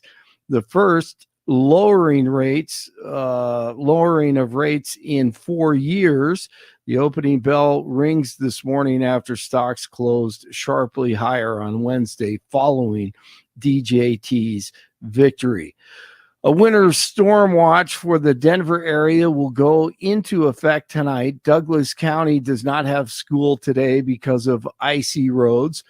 A Colorado officer killed in the line of duty last night. Golden Police Chief Joe Harvey shared the news with tears in his eyes that the 33-year-old officer was hit and killed while investigating a crash on Highway 58. Obviously, this is a very difficult situation, and particularly for a city like Golden, but more broadly for the law enforcement family. Chief Harvey says that 2 officers were run over by a suspected drunk driver. Both got trapped underneath the car, and only one survived with serious injuries. The victim's wife asked that his name not be released. The driver who struck the officers was taken into custody. Multiple law enforcement agencies in the area lined up with lights flashing in a procession for the officer as the highway was shut down for nearly 4 miles. He's an amazing human being. He has had a long, stellar career in the military where he flew Black Hawk helicopters and served as a commander. He will be survived by a wonderful wife, a sister, and parents. The race for the 8th District congressional seat is still too close to call. More than a day after polls closed in Colorado, election returns from last night showed Republican Gabe Evans narrowing the lead of Democratic Congresswoman Yadiro Caraveo to about 2,400 votes. Meanwhile, Democratic congressional candidate Adam Frisch conceded his race to Republican Jeff Hurd in the 3rd congressional district. Hurd replacing Republican Lauren Boebert, who won her 4th district race, of course. Sonny Hostin on The View after the election. Well, my computer just crashed, so we're not going to be able to hear that, fortunately or unfortunately. Nuggets beat the Thunder last night. Avs take on the Jets tonight, 23 in Brighton, 24 in Littleton, 25 in Denver. Be careful driving this morning. Jeff and Bill continue. Blake Olson, News Talk 710 KNUS. The same storm that brought us the snow yesterday is going to come back for a repeat performance. Mostly cloudy, redeveloping light snow as the day wears on. Temperatures in the low to mid-30s. Snow showers tonight, lows mid-20s. Snow becoming likely again Friday, and snow likely Friday night into early Saturday, with additional accumulations likely. Weather sponsored by Colorado's Best Roofing, reminding you to protect your home from the harsh Colorado weather and schedule your free no-obligation roof inspection today at roofingcolorado.com. That's roofingcolorado.com. Meteorologist Don Day in the 710 KNUS Weather Center.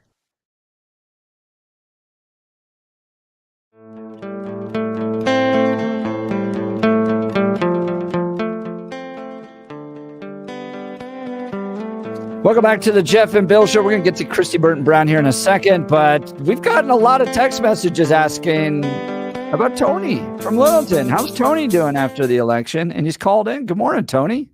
Hey, morning. Doing well. I'm calling about to talk quickly about tariffs and see if we can all get on the same page. But real quick, on the note about the quarter point drop, that's not the first in 4 years. The Fed dropped a quarter point in the last meeting 6 weeks ago. So just a correction on that. This will be the second drop since they began to increase. So let's talk about the tariffs. I'm pretty convinced that Trump, in saying he's taken the position he's going to put 60% tariffs on China and 20% tariffs on everybody else, Europe, Canada, Mexico. I think that's kind of like Mexico's going to pay for the wall. He doesn't really mean it. I don't think he really means it.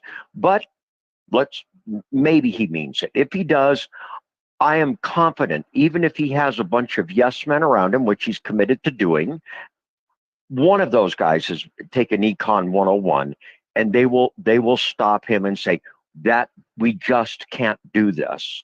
We've done this one other time, at least one other time. It was during the late 20s, and Hoover did basically the same thing and caused a worldwide recession/depression. So here's kind of why it doesn't work.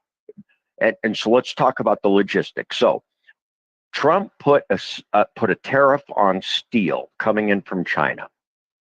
So then and how does that work? The customs, our U.S. Customs collects the 20% tariff from the manufacturer, from the company that is importing the steel. So the company pays customs the 20%, and then customs passes that money off to the U.S. Treasury. So China, in response, they put a 20% tariff on, I think it was soybeans. It was an agricultural product coming out of the U.S. They put a 20% tariff on our exporters of soybeans.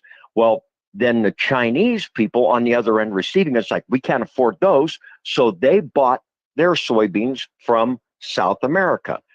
Our farmers lost that business. We are now still paying those farmers. We're giving them money for their lost business to China because of the tariff we put on the steel.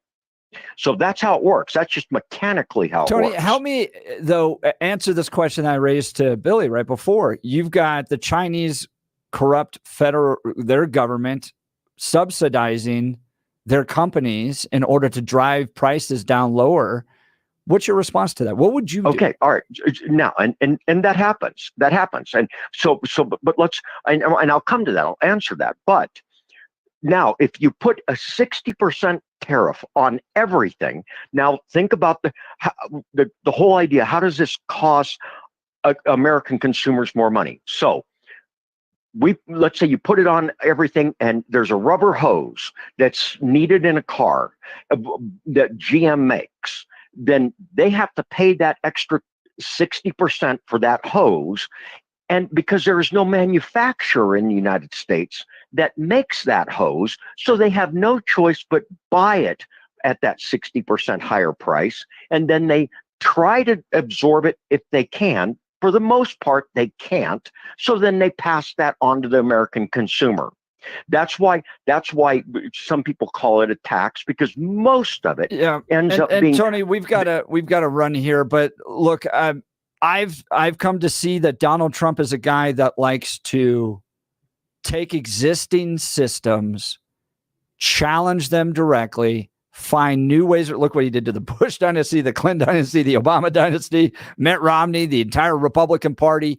He sees things differently.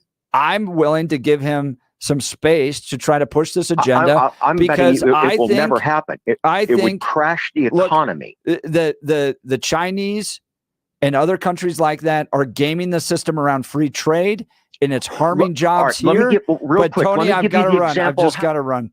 Yeah, We've got to get to some other conversations. And you are right about the Chinese subsidizing their companies in order to make some things more competitive. But realize then when Trump got in the trade war, he created, as Tony properly points out, created the soybean market. So now we are subsidizing the soybean market here. So it's not as if. So what happens is, because of the tariff war, we were mad that China was doing X, Y, and Z. We now are subsidizing the industry as well. We're writing the same checks, the same thing we complain about China for doing. So I'm saying is, when you get to the idea of the goal may not be actually what you envision. It doesn't necessarily mean more manufacturing or more of this here. And then once you change supply chains, it's very difficult to change them back. What I'm hearing, and I'm not a big tariffs guy, but what I'm hearing from the other side is, if we change anything from this free trade system that we've set up, it's all going to get more expensive and everything's going to be terrible. Meanwhile, if you just go down to the border, which I've seen, all these manufacturers just right on the border of Mexico, and then they bring all those materials into the United States.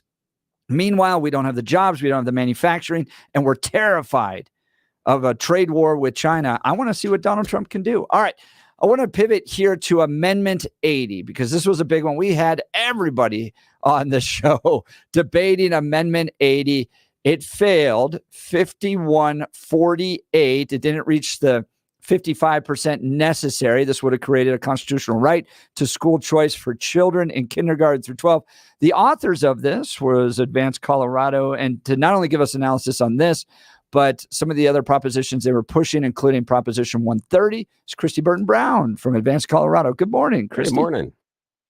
Good morning. Good to talk to you guys again. Well, congratulations on your personal win. You'll be joining the Colorado State Board of Education, which is absolutely fantastic. But let's dive into some of these amendments and propositions that you all were pushing from Advance Colorado. Give us your read on what happened election night. Yeah, thank you so much. Let's do that. So first of all, I think our two other measures, 128 and 130, the safety measures, definitely passed here in Colorado. 128, truth in sentencing, passed overwhelmingly. And I think also Amendment I, which was pushed by the legislature onto the ballot and took away bail exceptions for first-degree murderers, also passed overwhelmingly. And I think when you look at those three measures, you can see that voters in Colorado really want to take action on public safety, even though the legislature hasn't been willing to do it. Truth in sentencing, the one that it was 128, and it was actually the most popular citizen-initiated ballot measure this year. That was run through the legislature at least 2 years in a row and struck down on a party line basis in committee. So you see time and again the legislature like, we don't want to deal with public safety, and when voters have the chance to do it, they say, well, we do. We care about the fact that Colorado's, the third most dangerous state in the nation, according to U.S. News and World Report. And so I think there's very much a path for Advance Colorado and conservatives in Colorado to continue to push public safety ballot measures and get them passed. That is great news. You saw the election of George Brockler, as well as joking with George yesterday on the show that it's kind of like the Tombstone guys. They're back in town. They're taking on the bad guys, and they're going to clean house. And you got that with George Brockler. You got it with Proposition 130 and the training of peace officers and the amount of money that's going to go towards that. So do you think we're going to see a change in the safety that people face here in Colorado? I do, because if you just look at the numbers, when you look at violent crime in Colorado, and that's what our truth in sentencing measure addressed. Incidentally, California had a ballot measure that they also passed that dealt with truth in sentencing on a much lower level. Like they were talking about theft and more low-level crimes. Here in Colorado, we passed it on violent crimes like kidnapping, rape, murder. But when you look at the Department of Correction statistics, you see that those people in Colorado right now get out after serving on average 46% of their sentence. This would require them to serve 85% if they're a repeat offender, 100%. And there's stories all over the news of people who've been getting out after serving less than half their sentence and doing really violent crimes in Colorado. So, the biggest example is a story in Aurora where the guy dressed up as an ICE agent would go to homes, abuse immigrant women and children. He got out, after serving only 8 years, and he had a 20-some year sentence. Wow. 2 weeks later, reoffended, abused a 7-year-old Vietnamese girl. So things like that are going to stop happening in Colorado because those people are going to stay in jail instead of back out on the street offending. So in light of the concern about safety and this being really a key issue, the quality of the economy, from your perspective as the former chairwoman of the Colorado Republican Party as well, what is happening with Colorado? You had red swings just about everywhere, and then we're this island of blue, as Kyle Clark likes to say. No, and it's true. And I was looking at some numbers this morning, and still, Kamala Harris got less votes in Colorado than Joe Biden did. So, and yet we're still, you're right, it's very solidly blue. I think CD8, that race isn't over yet. We held on to CD3, we held on to CD4, CD5. I think all the expected all the races went how they're expected to go. And that's where the problem in Colorado is. We are stuck where we're stuck right now, unless something changes in the next few days in the 8th and Gabe Evans is able to pull that off in the last few votes. I don't know if that's going to happen or not. That would certainly be a surprise and a change for Republicans. But other than that, I think you see us kind of stuck. In the state Senate, thankfully, we were able to keep the current number of Republicans so the Democrats still will not have a supermajority, won't be able to amend the Constitution on their own. But it is discouraging when you live in Colorado and you're like, I wanted to make more gains than that. But I think what we do see a path forward, is on issues. Certainly on public safety. These are laws that the legislature is rejecting. The Democrats don't want to pass, but voters do. School choice, Amendment 80, you brought that up earlier. Obviously, we didn't win that one. And still a near majority of Coloradans wanted it. I think what happened is millions of dollars of out-of-state money from the National Teachers Union came in, lied to voters, told them it was a voucher when that's not what it is. And I related to the property tax battle, honestly. After Gallagher was repealed, some conservative groups put a property tax cut on the ballot in the next cycle, and it failed because voters, they weren't feeling the pain. They didn't see the spike in property taxes. And then, of course, that spike came, 30% increase in property taxes. And this year, people, it was the top of their minds. They wanted to deal with it. It's why we were able to negotiate the special session with the Democrats. I think the same thing may happen on school choice. Right now, people aren't feeling the threats. They're not feeling the pain. When they do one day, I think that's when a measure like Amendment 80 can and will pass. So we just need to stay issue focused as conservatives in Colorado and continue to put issues in front of voters and pass what we can. Talking with Christy Burton Brown. She's Executive Vice President of Advanced Colorado, also newly elected to the State Board of Education. Let's talk that. You're now on the State Board of Education. What you going to do to shake things up there, Christy? Yeah, that's a great question. I'll get sworn in January 8th. And what's really great for me, honestly, on the board and for conservatives as a whole is the CD8 race. Yasmin Navarro was also able, she's 7,000 votes ahead right now. So I think she's going to keep that lead.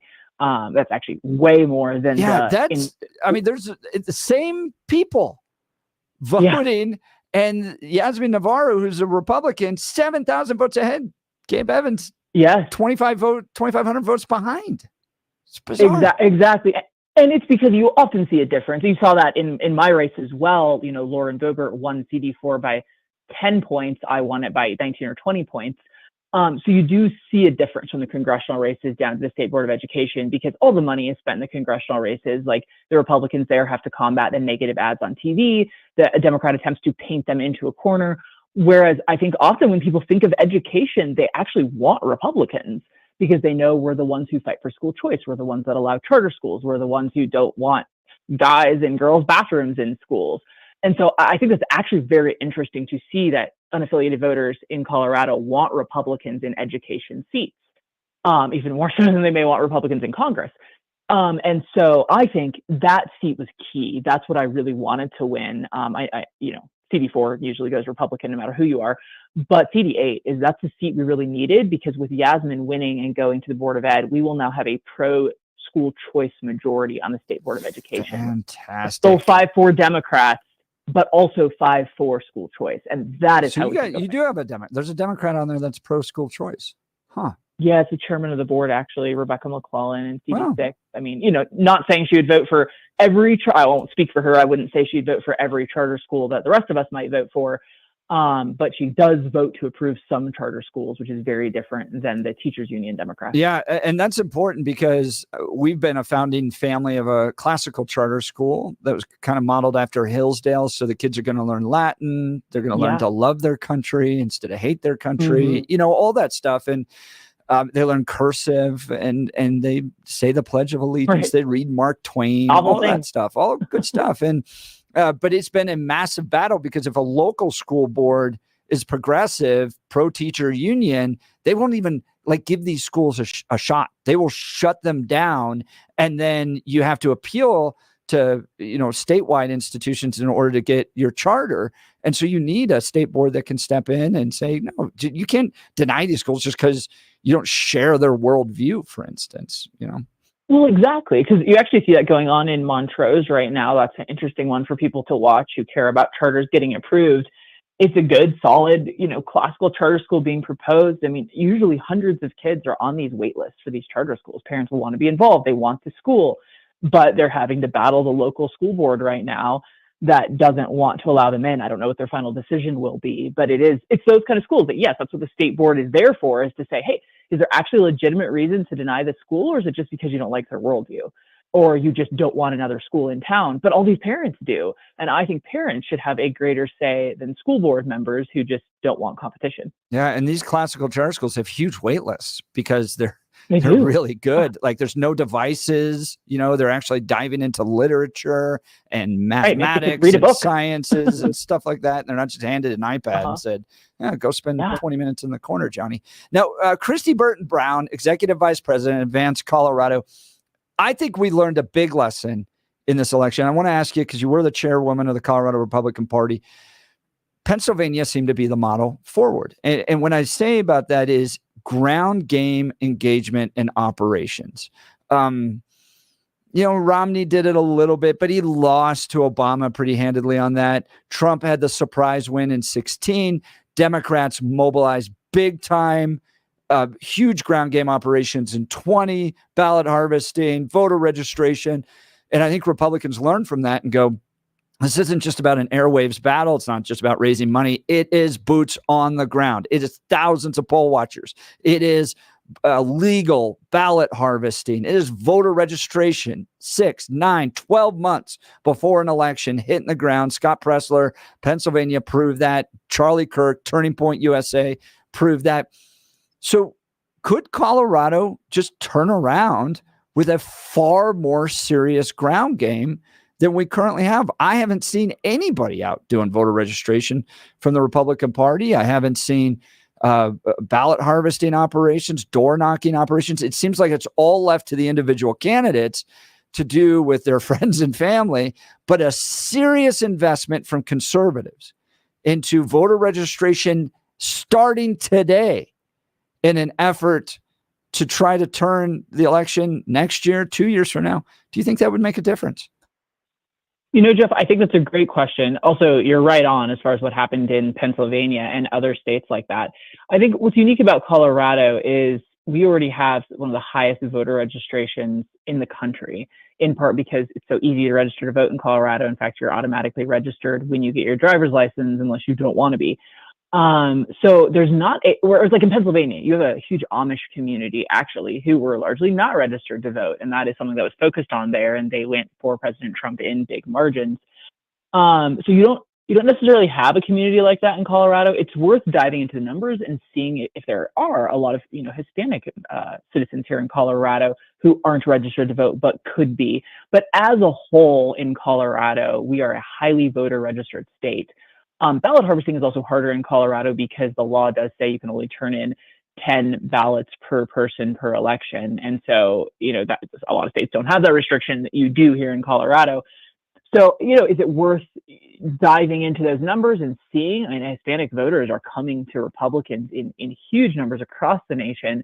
We saw big shifts in Pueblo and Adams County this year. Like, as an example, on Amendment 80, the school choice measure passed in Adams County, passed in Pueblo County because Hispanic voters want those kind of conservative policies. It didn't pass in Douglas County because you see people who are more, I'll just say white, rich, educated, some Republicans, some Democrats, but are happy with their schools. And so they're not really interested in making sure the system is working for everyone else. Whereas when you're stuck in failing schools in Adams and Pueblo, you want those changes. You want school choice. So, there's a lot of work to do in Colorado. We're a very unique state, and we're difficult for Republicans because of the high percentage of white, educated, richer, more affluent, younger people. Those kind of states are difficult for Republicans. So I don't know. I think Colorado is different from Pennsylvania in those regards. Christy Burton Brown joining Jeff and Bill live. We're doing a recap of the Colorado ballot right now. And you'll recognize Christy Burton Brown, former chairwoman of the Colorado GOP and current executive vice president of Advance Colorado and newly elected state educational board member. Congratulations. Now, Christy, I want to kind of go for more the 10,000 foot view. You were getting there just a moment ago. And the question I have is, when you're looking at the electoral map, we have across the middle section of the U.S., these two little blue pools, Colorado and New Mexico. What is going on in Colorado that is not happening, or is it happening or not happening elsewhere? What I'm looking at is, and I'm asking this in a very bad idea, is why are we still blue when we have seen everyone around us trend red? What are we missing? What is Colorado getting wrong? Well, I'd say they're missing a lot, getting a lot wrong. But I think sometimes rather than looking at the geographic location of a state, which a lot of people do, you do have to look up the demographic makeup of the state. And the makeup of Colorado is far more similar actually to some of the East Coast states and to a state like Washington or Oregon, which are also, deeply blue. And if you just look at who lives here, what kind of people are they? Colorado's population is far more similar to states like that, rather than some of the other states around us. And so I think, even, we could even relate us to California in some ways, but California is just so diverse. So I think that's really our problem. It's a demographic problem. And it is, if we can convince more affluent, educated people to vote for Republicans instead of Democrats. That's the Democrats' biggest stronghold is on voters like that. And Colorado's made up of voters like that. So until you do a cultural shift with people like that, it's going to be tough in Colorado. Thankfully, we do have a high Hispanic population in Colorado. And you see that population coming to Republicans, coming to our issues. It's just not the majority in Colorado right now. Christy Burton, I love that answer. Now, here's the thing: if only you had some, maybe experience in talking about political strategy and how to message to demographics, that would really be helpful. I'm being tongue-in-cheek here, of course. What I'm asking is, when you outline that demographic that the GOP really needs to speak to, what do you think are the messages that will resonate the most with that demographic that could bend them back towards being a conservative voter? What would your recommendations be? Yeah, I appreciate your kind words, but I would never claim, honestly, to have all of the answers and to know I don't think we know exactly yet, because we haven't been able to persuade that section of voters in really any state in a majority yet. And so I do think that's the next question the Republican Party needs to contend with. We have figured out how to appeal to working class voters, to more minority voters, which the Democrats had a stranglehold on for years. That has been a huge shift to the Republican Party. And so, that's the next level of saying, okay, how do we convince college educated, affluent people that Republican policies actually benefit all these, vulnerable populations that you claim to care about? Our policies benefit them far more. And so maybe it's messaging on that and saying, let's look at the issues let's look at the policies we support and how they actually are benefiting the lives of all these people you claim to care about. These people you claim to care about are coming over and voting for Republicans. Why aren't you? Unfortunately, they have a lot of, I would say, honestly, hypocritical positions, but obviously they don't feel hypocritical to them. So how do you highlight to them that the policies of the Republican Party are benefiting these populations? And I do think, unfortunately, someone like President Trump isn't going to be this kind of spokesperson who appeals to that group of voters. So it could be the next president that the Republicans choose, the next national spokesperson, so to speak, for our party may be able to reach those voters better. Now, Christy Burton Brown is very eloquent in her language. I'll be more blunt on the demographic issues.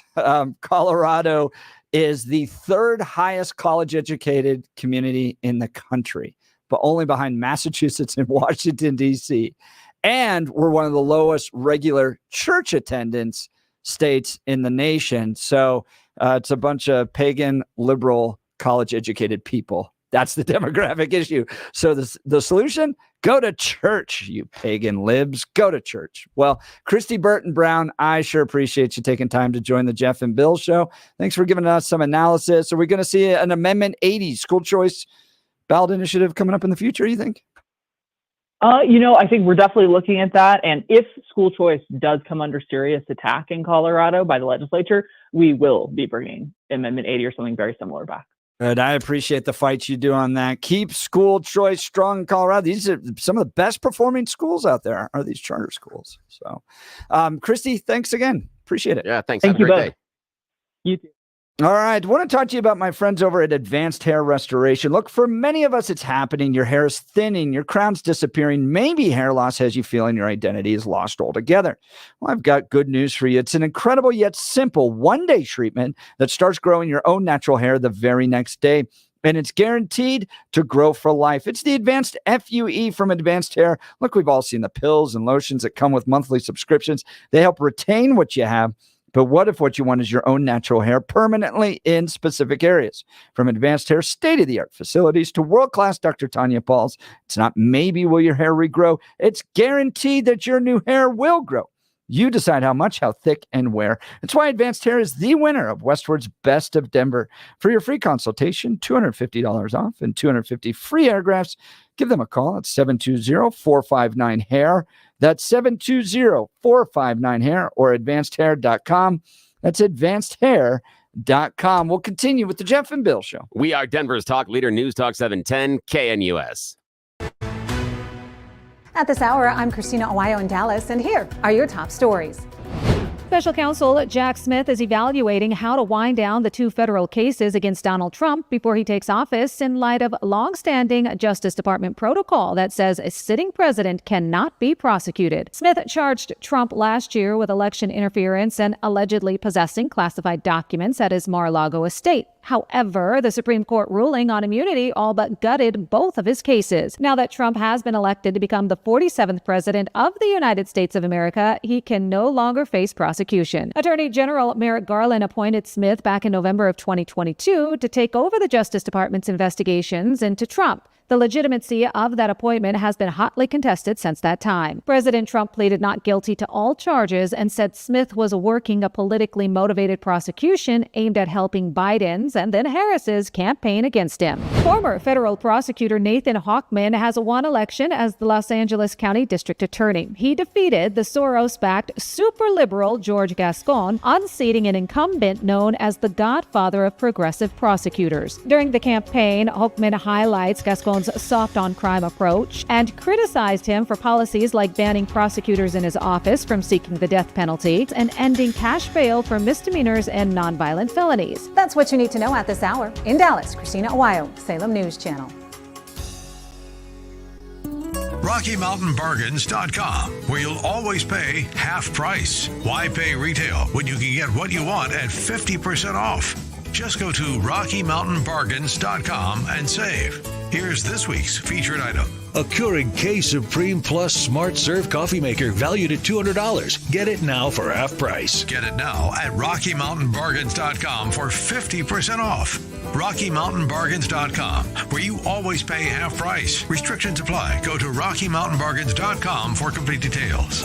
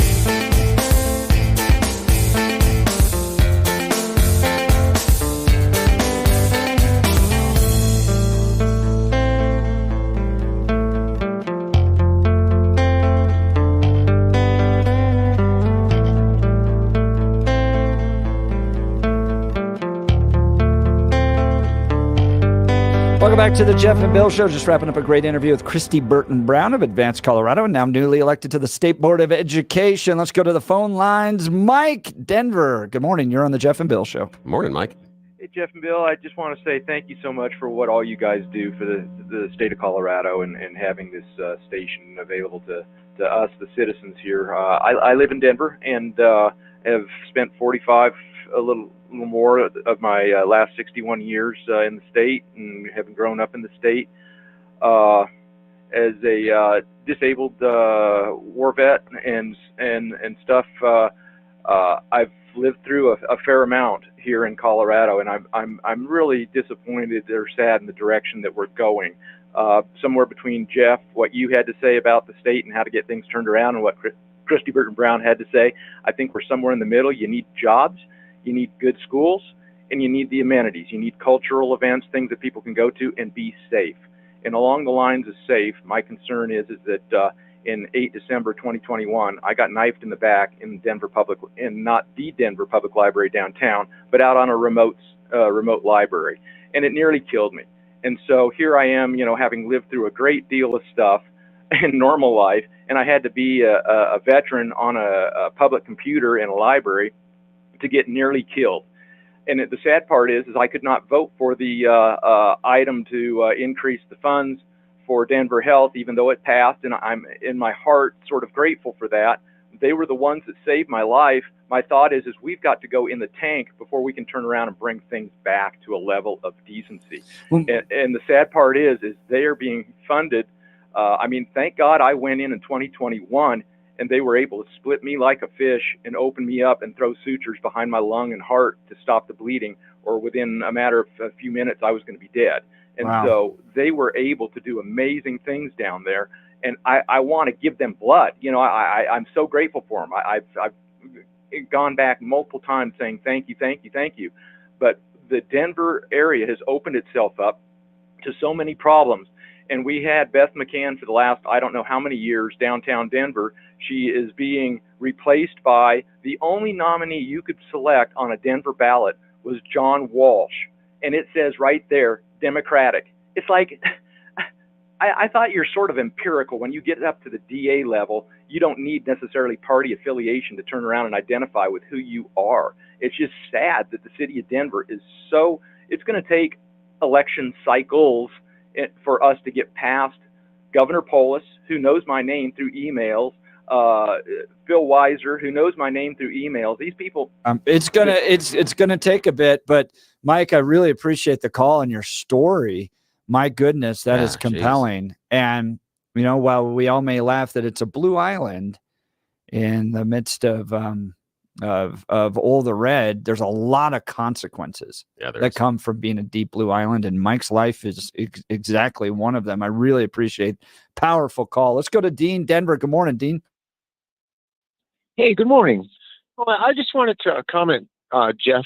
I'm sorry. I wanted to offer my condolences with your buzzsaw moment with Mike Rosen there during the election night coverage.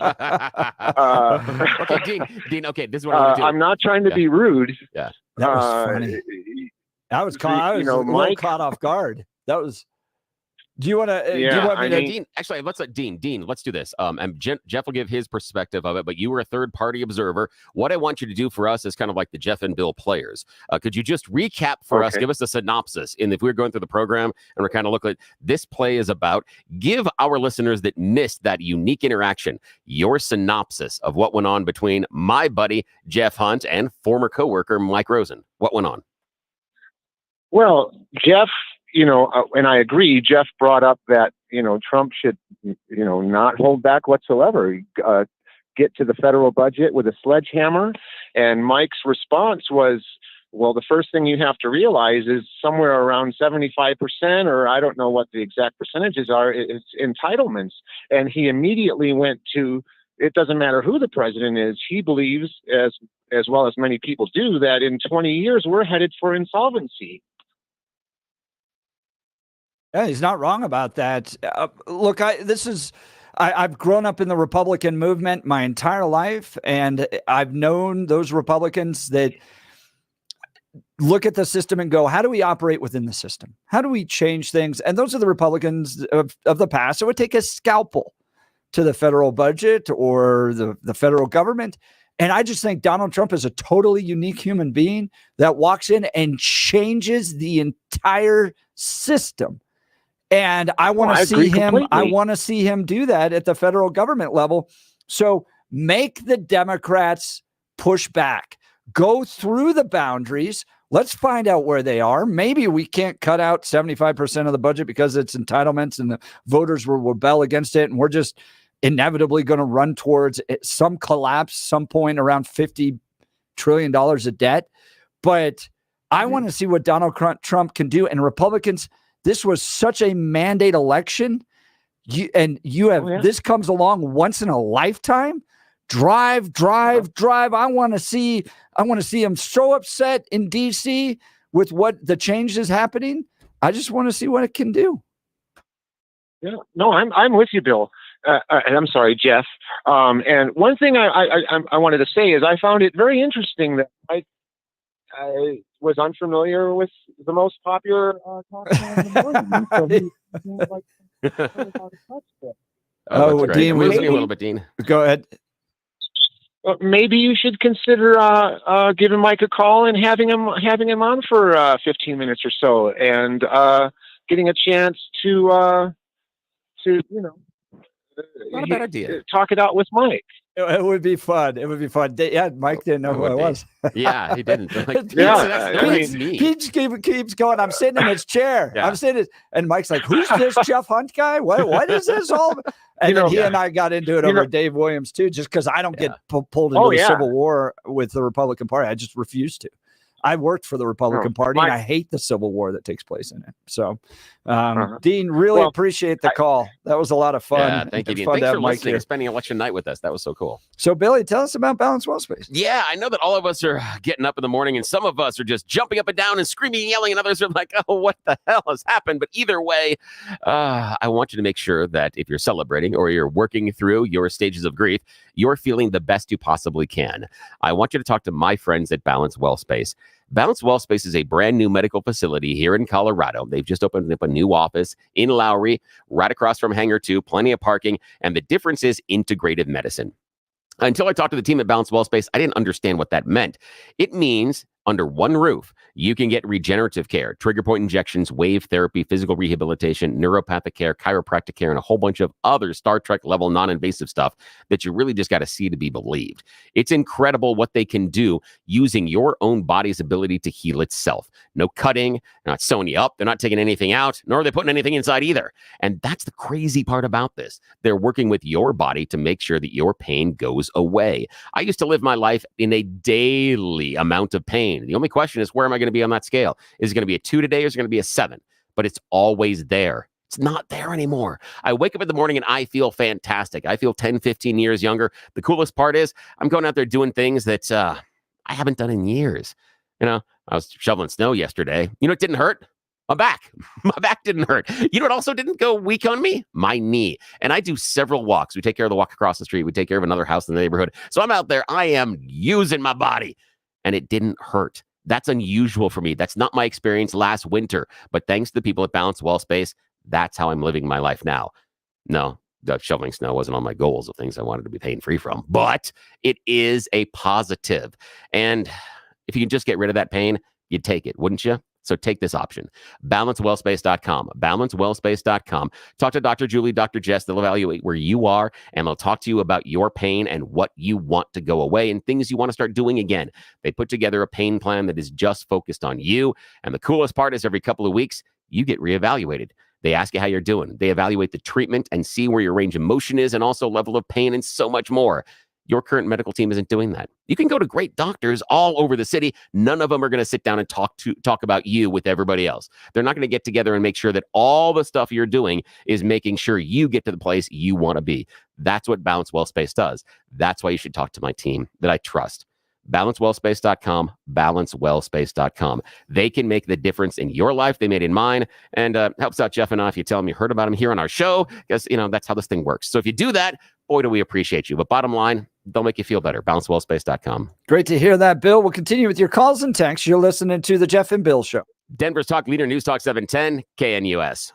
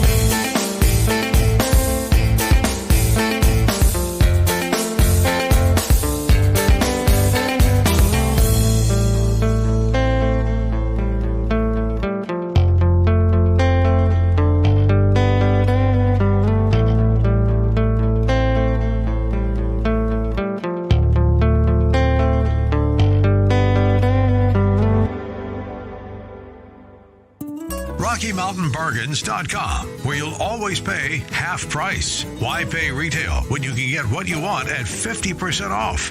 Just go to RockyMountainBargains.com and save. Here's this week's featured item. A Keurig K Supreme Plus Smart Serve coffee maker valued at $200. Get it now for half price. Get it now at RockyMountainBargains.com for 50% off.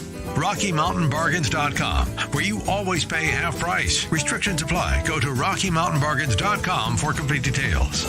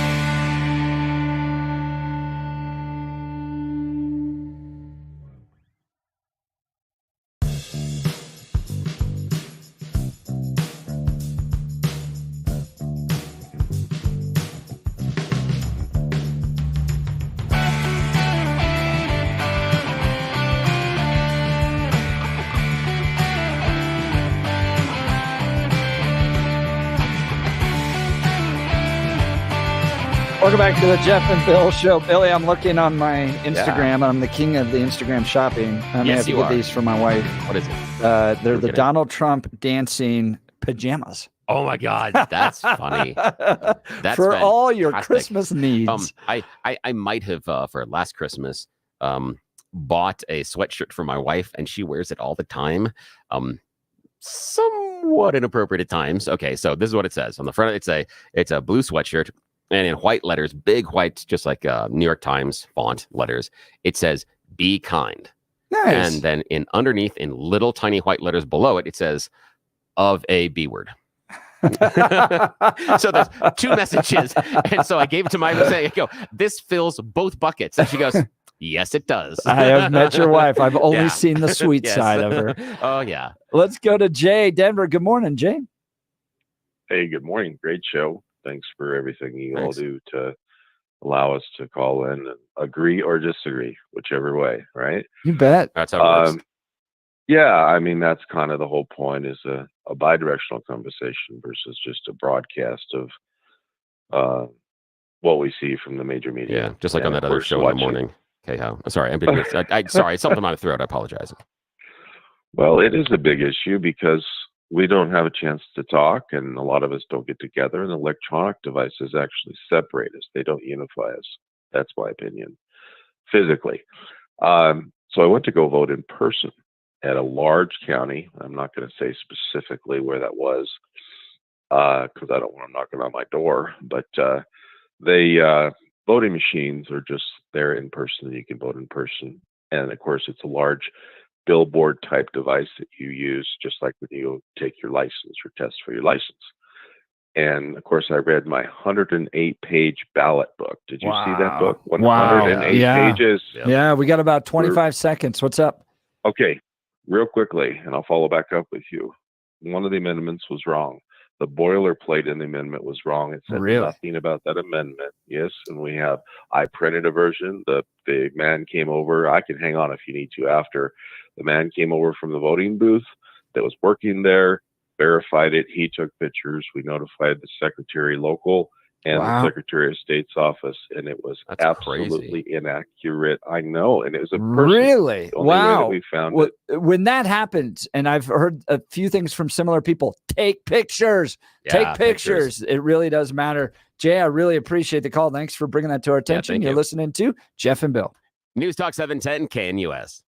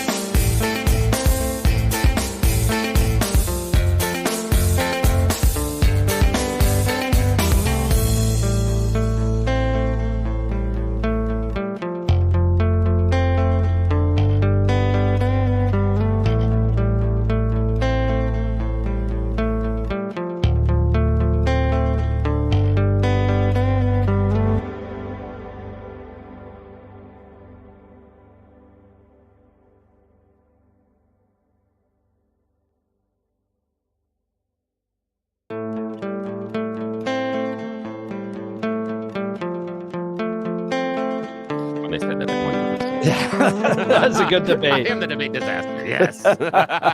It is 9 a.m. in the Mile High City on this Thursday, November 7th. Good morning, Denver, Colorado. You've tuned into the Jeff and Bill Show, News Talk 710 KNUS. I'm your co-host, Jeff Hunt, along with Bill Thorpe, bringing you the freshest insights, hottest takes from the right, left, and center. Congratulations. You just woke up in the greatest country in history. You're off and running, and Donald Trump is going to be president in just under 3 months. Yeah, So Mrs. Jeff is getting new PJs. That's right. Jeff showed me a picture of them. They rock. I might be They buying rock. those for Christmas for somebody. Okay. I'm She's the not king. listening. I am the king of Instagram shopping. It's fantastic. Absolutely. It is So fantastic. You found something you special. That is cool. advertised to me on Instagram. I'm like, oh yeah, that. It's so easy.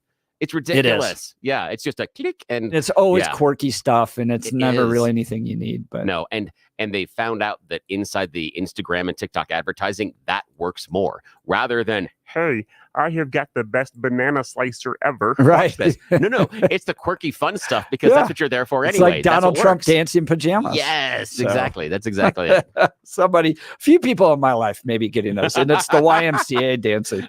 Thing So- is, I'm kind of disappointed I don't have the footies in them because little footy pajamas Yes, like that would be fun. good. That'd I've really cool. learned with the women in my life, Yes. if I buy things that make them warm, Yes. I do very well Oh yes. for yes. gifts. Yes, make them anything that makes them warm or makes them smell good. Yes, Those work really well. Really well. Yeah, we'll have to when we It's get pretty closer. easy, actually. When we get closer to Christmas, we'll have to talk about perfume shopping and stuff because Yeah. I have got that down. Dude, I would I'm never good at buy that. perfume for somebody. Oh no way. That's crazy. Oh, that's I my don't thing. even know how I'd be like, it all smells good. Yeah. Oh no. That's in fact, I have gone shopping and been there at the perfume counter and stuff and talking to them, and the lady's like, you know what you're doing. Like, yes, I do. And she goes, you're There's actually so many sides yeah. to you that I know exactly what I'm doing there. I'm really good at it too. Yeah. My wife's like, oh, this is interesting. Thank you. Yeah. And some of the stuff that I bring in and give to her becomes regular stuff that she's used for years. Yeah. So Oh, very yeah, cool. we'll get there. We'll get there for Christmas. I'll help everybody out. We'll do some shopping together. Well, we've got a lot to cover this hour. Coming up after news and comment with Blake Olson, we're going to be talking with Nicole Hunt, my spouse, who serves as a spokesperson and issue analyst for Focus on the Family. She's done the deep dives. I mean, she's the brain that the nation taps into on these pro-choice abortion amendments that are being passed all over the country. She has studied the funding sources, the turnouts, the results. What are the trends?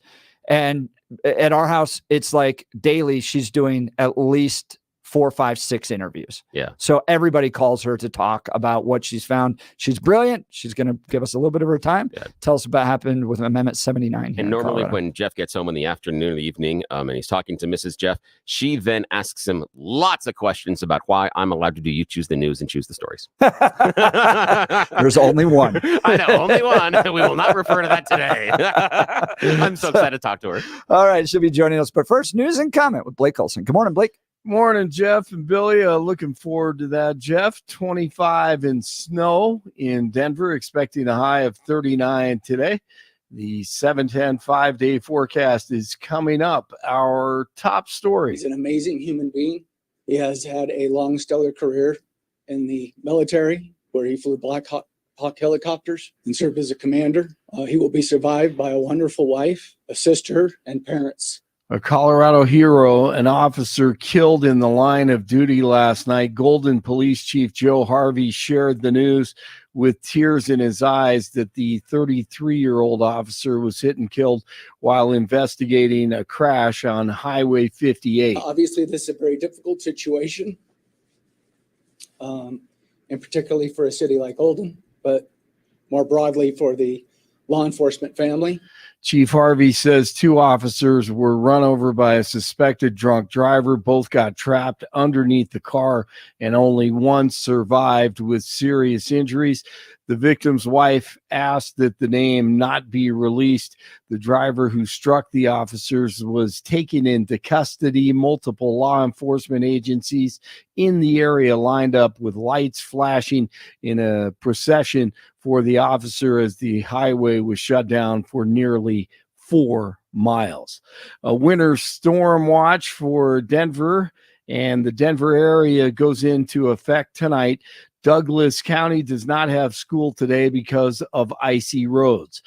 The race for the 8th district congressional seat is still too close to call in Colorado. Election returns showed Republican Gabe Evans narrowing the lead of Democrat Yadiro Caraveo to about 2,400 votes. Meanwhile, Democratic candidate Adam Frisch conceded his race to Republican Jeff Hurd in CD3.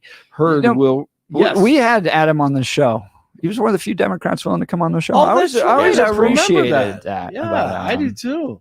He was actually pretty good. I think he's done. I don't think he'll run again. That's twice No? now. 3 times? Gotcha. 3 times? Twice. But he's I probably think done. you're right. I think I read something that said it was his 3rd time, I think. Yeah. Hurd will replace Republican Lauren Boebert, of course, who won her 4th district race. President Biden will address the nation coming up soon in the next hour. Biden spoke with Trump Wednesday and congratulated him on his election victory and said, Corn Pop was a tough dude. Hey, you got one of those MAGA hats? Republicans are confident they'll take control of the House of Representatives once all the votes are counted. The GOP needs a dozen more seats to keep control. DJT is putting together a transition team before January 20th. He'll have to fill around 4,000 positions, including 1,200 that require Senate approval. That should be easier with a Republican-controlled Senate. Political analyst, former poli-sci professor, Dr. Arlene. She runs into a man at a store on election day, and then she did a video about it. She was buying champagne to celebrate. She told the man she knew Kamala Khan was going to win. I don't think she used the word Kamala Khan, her name, but she said Harris was going to win. She was talking trash on TikTok for months leading up to the election. Here she is. And I said, she's going to win this, right? And he says, oh, well, it's very, very close. And I said, no, it's not. He says, well, what do you mean? I said, no, it's not. The women of America are making their voices heard.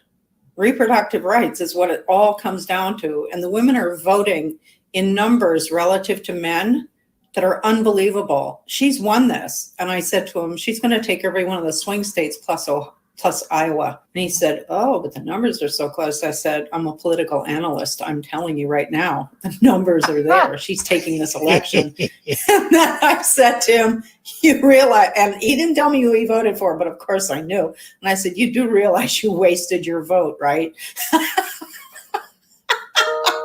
And I didn't care. And I walked out with my bottle of champagne and happily walked home. Bye-bye. Dude, the poetic justice of that, Blake, is brilliant. Isn't it? Brilliant. This is why that person right there is exactly why Donald Trump is president.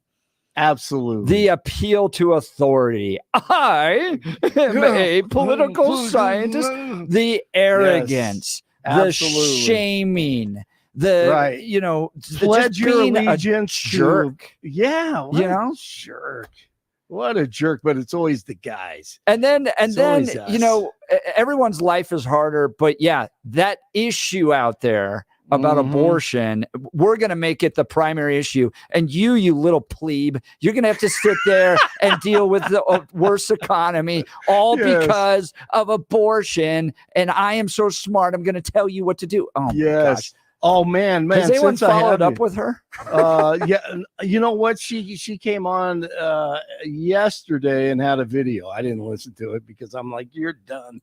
You're done. Bye-bye. Hey, while I have you, I think I have Jimmy Kimmel crying on the air last night. Did you see that? I was just watching it. Yeah, play it. Let's be honest. It was a terrible night last night. It was a terrible night for women, for children, for the hundreds of thousands of hardworking immigrants who make this country go. For healthcare, for our climate, for science, for journalism, for justice, for wait a minute, he just said journalism. Free speech. It was a terrible night for poor people, for the middle class, for seniors who rely on Social Security. This is the funniest he's ever been. For our allies in Ukraine. For his allies in Ukraine. for NATO, for the truth and democracy and decency. And it was a terrible night for everyone who voted against him. And guess what? It was a bad night for everyone who voted for him, too. You just don't realize it yet. Okay. Well, here's the thing, and I just posted about that in between breaks. Okay. Blake. Okay. Look, I've cried after an election. Yeah. When you pour your heart into it and you fight and it doesn't go your way, there's been tears. Mm-hmm. But I was a political activist, okay? Let's just be honest here. I'm a political activist on this show. That's who I'm not a journalist. Right. ABC needs to be honest with the American people that their Tonight Show host or whatever his title is, he's a political activist who is a second-rate comedian. Quit pushing these people onto us like this is a journalist, this is a comedian, this is an entertainer, Beyonce's just a singer. They don't know. They're political activists who happen to do this as a secondary job. But at their core, what Jimmy Kimmel really cares about is driving a progressive agenda, and he uses his show to do it. Yep. He has a huge platform, and he's not, like you said, he's not funny. He's not funny anymore because he doesn't tell the truth. And comedy is about truth. Thank you for that. That is amazing. Nuggets beat the Thunder last night. Avs take on the Jets tonight. 23 in Brighton, 24 in Littleton, 25 in Denver. Jeff and Billy continue. Blake Olson, News Talk 710 KNUS. The same storm that brought us the snow yesterday is going to come back for a repeat performance. Mostly cloudy, redeveloping light snow as the day wears on. Temperatures in the low to mid-30s.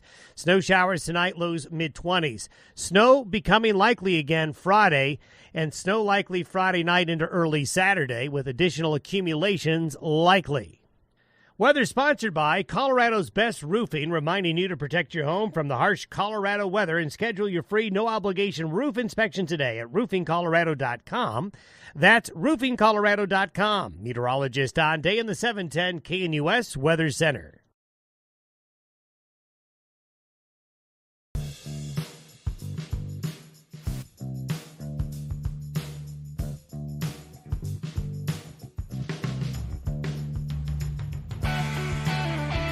Welcome back to the Jeff and Bill Show. So all you friends in the name of liberty and freedom are going to be paying for other people's abortions. Yay. And there's not a lot you can do. In fact, tomorrow we're going to talk about what Christians should do, thinking about how your tax dollars are now going to be going to fund abortions. And Gino Geraci is going to join us.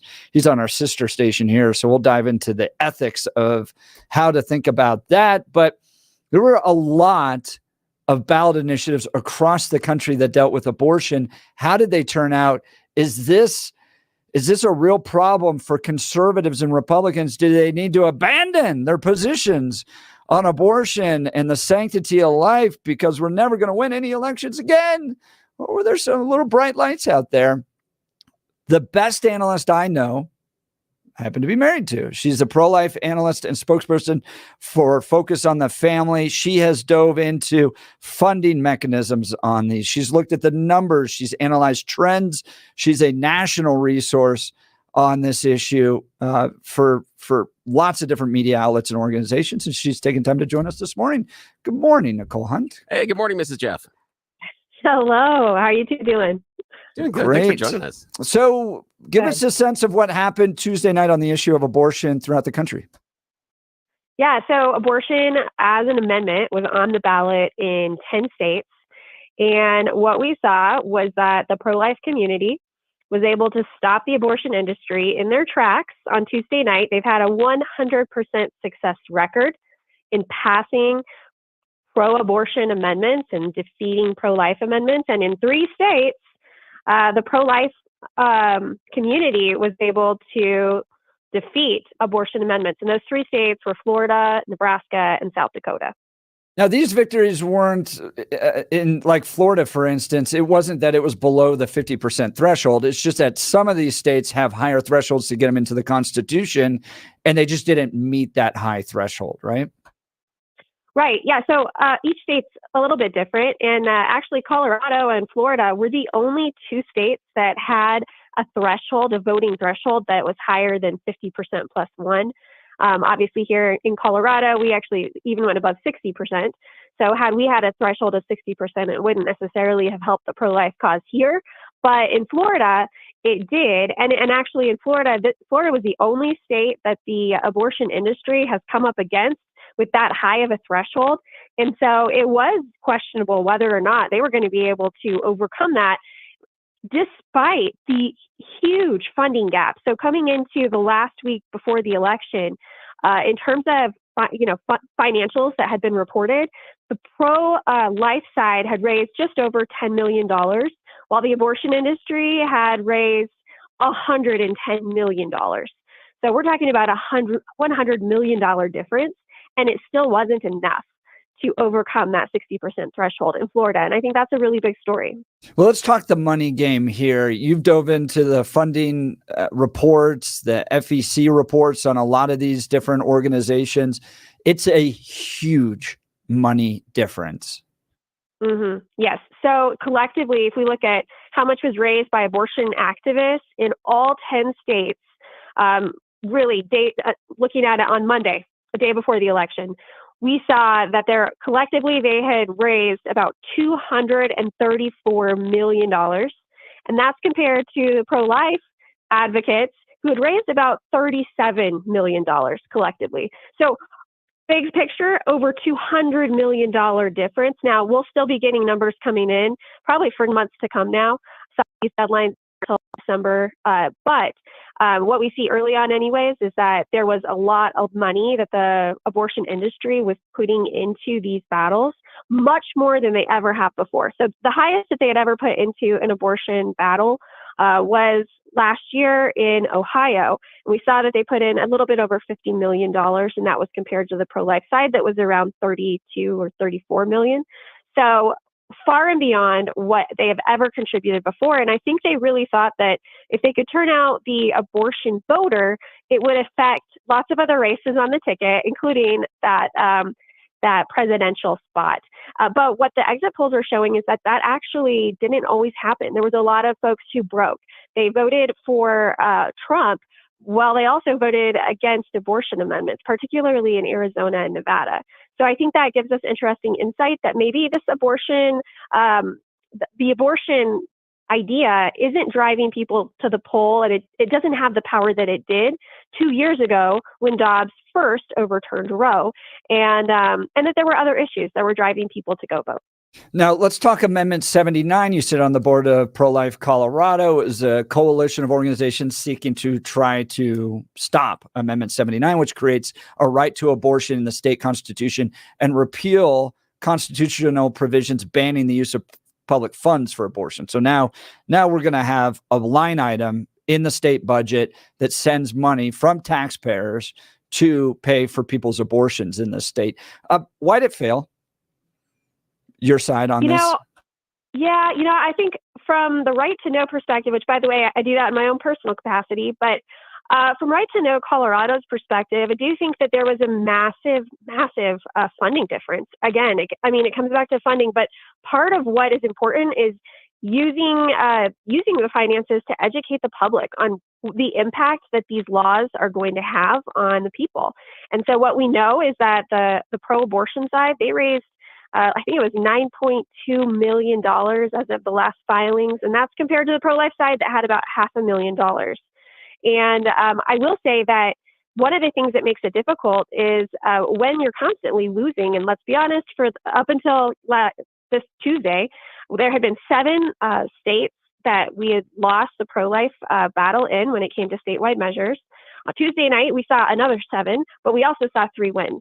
Those wins help. They give hope to the base, and they also give hope to the donors. So I'm hopeful that moving forward, donors are going to be more interested to fight, seeing that there is a path to victory.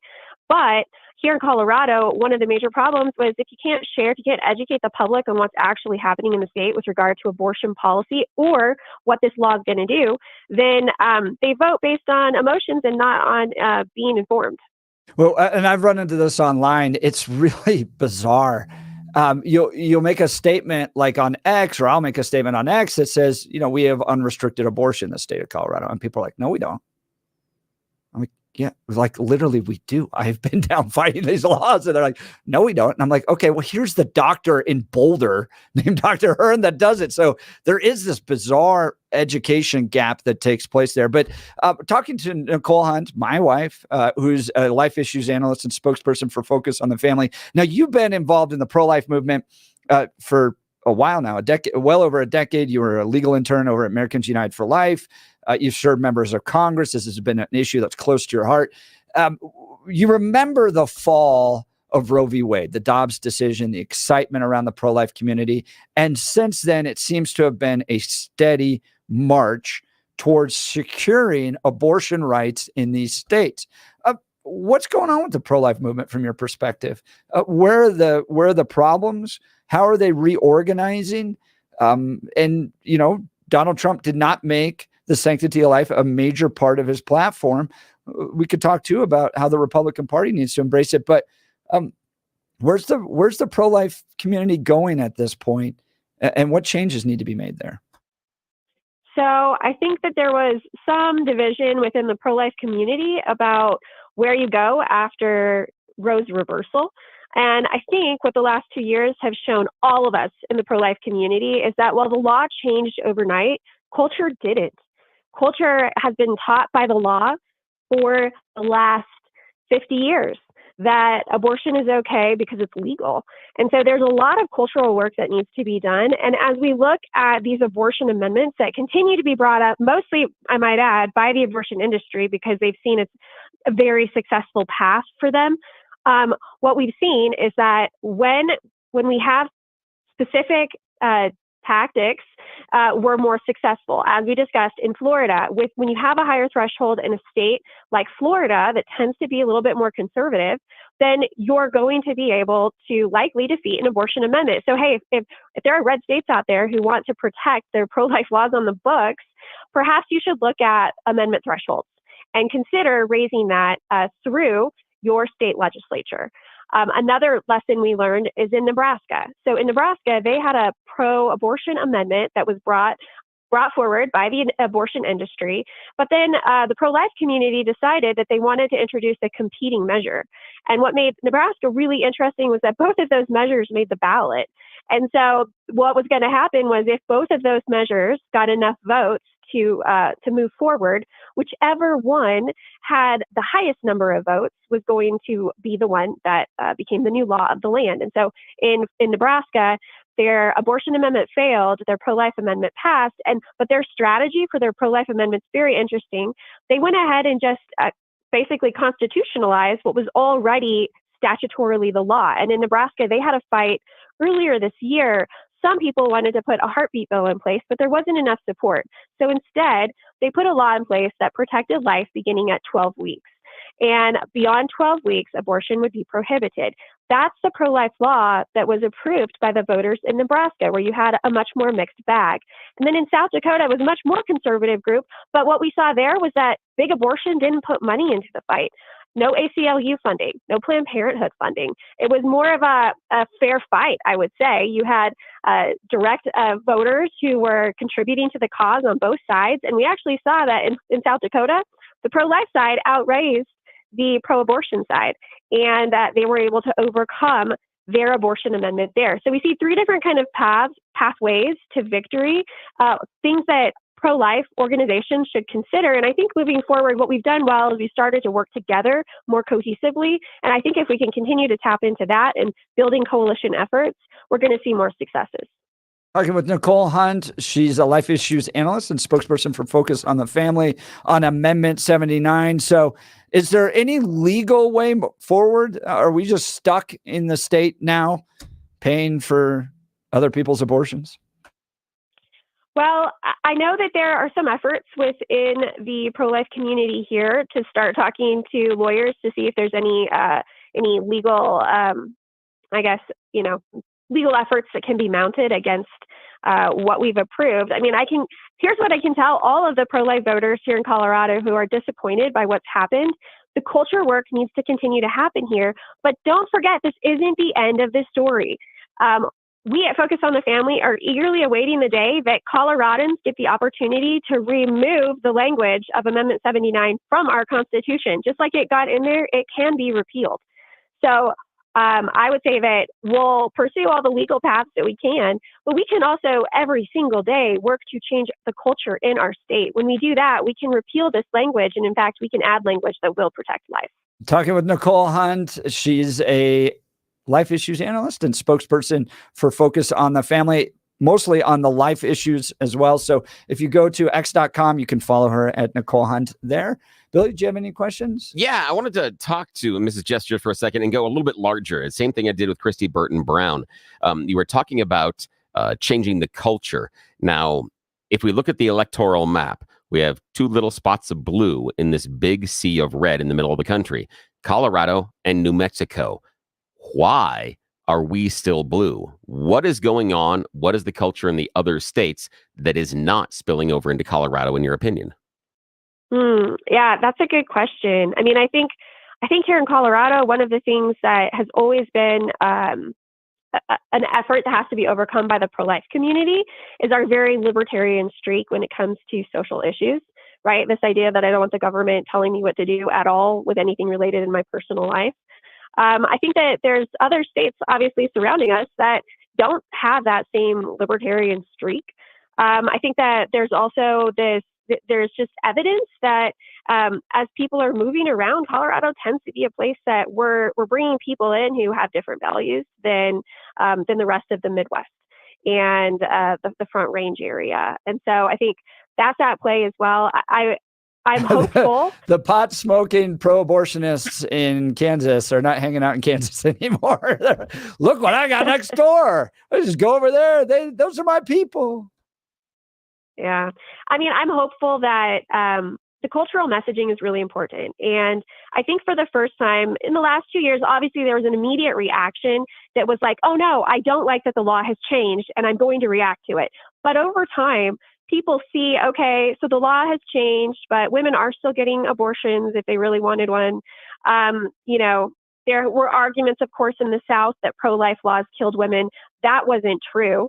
What killed women was taking abortion pills and then the side effects, because abortion pills are very, very dangerous for women. And now, because the abortion industry is so intent on having these women having access to them, but not having safeguards, which, by the way, a lot of these amendments that passed, they're going to end up prohibiting any kind of safety regulations on abortion clinics because they're going to be seen to be denying or impeding a right to a woman's abortion. So there's a lot at stake here for women, but as time goes on and people see that women who want abortions are still getting abortions, I think that a lot of people are maybe not going to be quite as visceral over the fact that the law changed. And it's going to give opportunity for people to actually consider, what do I think about abortion? Not how am I going to react to what the Supreme Court just did, but how do I feel about it? How do I feel about my kids getting abortions? How do I feel about my grandkids being aborted? Just morally, what do I believe it to be true? Because the law changed, and now it's possible that I might have changed my opinion as well. Yeah, it's very rare that we have anything in our public life that's like fully embraced, like with no restrictions whatsoever, right? Like we don't do it on speech. We don't do it on the Second Amendment. And yet with abortion, it's like, oh, no. We can't put any like late term abortion. No, we're going to publicly fund it. We're not really going to have medical oversight on it. We're going to allow it to happen at all stages, even right up until the moment of birth for perfectly healthy children.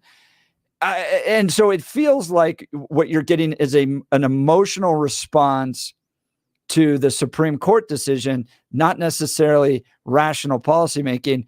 And so as the pendulum swung back following Dobbs' decision, hopefully people can jump in and go, killing a baby at 9 months right before it's born simply because you don't like its sex is not the right thing to do. And maybe we can have some common sense restrictions on, just because there's nothing else in public life where we just allow it totally unrestricted. Yeah, absolutely. Yeah, that's a good point because, and I can see that, and I think that's where the pro-abortion side fails on the idea of trying to be too stringent on not giving it all, because there is an argument that the pro-abortion side could make to outlaw those late-term abortions, but then still allow the early ones. And you can just look at basic percentages. That if I'm talking about strategy, and if I'm in that pro-abortion group meeting, I'm like, give up this small percentage of late-term abortions. They don't have to, though. But as activists, they don't have to. I know, but I'm saying that's their bad strategy. They hurt themselves on the messaging because of being so intractable. They seem like they're not willing to give anything, which it's hard to come to an agreement with anybody like that on any issue. If you know the person sitting across the table won't give an inch, you're stuck. Well, so, Bill, that's how you and I work. Yeah, right? Exactly. Yeah. You know, you do everything I tell you to do. Yes, exactly. That's exactly it. And Nicole, I got one more thing, because again, I really love how your mind works. And this is Nicole Hunt. This is Mrs. Jeff joining us here on the Jeff and Bill Show. Now, she's here because she is a life issues analyst and spokesperson for Focus on the Family. So we're talking about the abortion issue and what went on. Earlier in the conversation, she accurately showed about how 10 states had abortion issues, and they won in 3: Florida, Nebraska, South Dakota.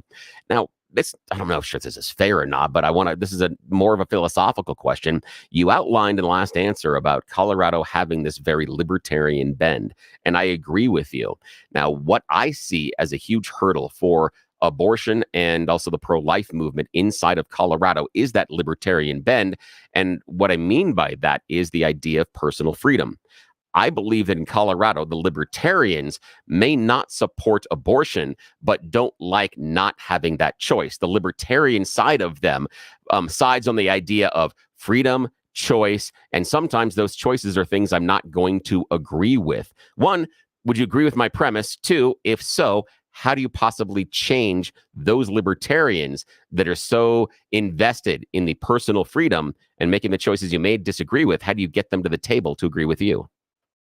I mean, I do think that I think that there are ways that this law could actually go against what libertarians, want, which is more freedom and more freedom of choices. For example, as I mentioned, under this law, it's very possible that, it's very, very likely that the legislature is going to come back to session in January, and they're going to create a big fund for money to go to fund abortions. Well, that's something that goes against the libertarian streak, which says, I'd like to keep more of my money, and if I don't want to pay for somebody else's abortion, then why should I be forced to pay for somebody else's abortion? I think that plays into the mentality of the libertarian. Something else, libertarians who may want to pursue an abortion may actually want to do it in a safe way, or may want their daughters to be able to be seen by doctors and then followed by doctors if they're hemorrhaging out on a table. They might want to know that that's happening to their daughter at an abortion clinic. But under this law, it's very likely that that parental notification law is going to be repealed. So there are several factors here, because it's taking the power away from the people and it's putting it back into the hands of the government to say, we know best, and you should follow our rules, and we should do abortion our way. And so I think those are all things that could argue. You could argue to a libertarian, and they could be more sympathetic to. Nicole Hunt, life issues analyst and spokesperson for Focus on the Family. Thanks for taking time to join us and talk about Amendment 79 today. Yes, thank you so much. Yep. Nice to be with you guys. Bye. It continues to be an issue. It's not going to go away just after this election. I think the strength of the issue as far as a turnout mechanism for Democrats is going to wane. You saw it wasn't 2022. And some of these states are going to lock it down. And I think they probably could run into the Mark Udall problem of just going, all right, we got other issues to talk about. Like, I understand this is an important issue, but the solution for me is strong families, regular church attendance, because I'm a social conservative. I want people to experience the freedom and life and goodness that comes with that type of lifestyle.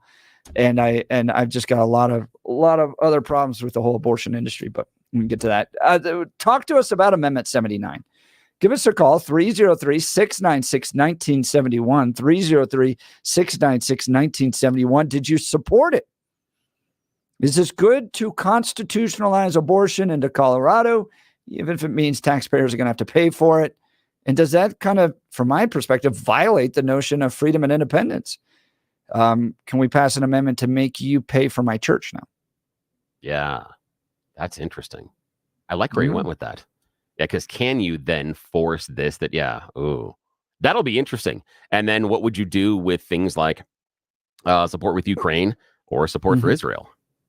Because there could be a whole bunch of voters in Michigan and Minnesota that may not be so excited about their tax dollars going to Israel. Going to those. Yeah. Right? So this is going to be fun. Lots to talk about. Give us a call, 303-696-1971. I want to talk to you about my good friend Dan Caplis and Dan Caplis Law. I've known Dan for well over a decade. Dan is pro-life, pro-family, pro-America.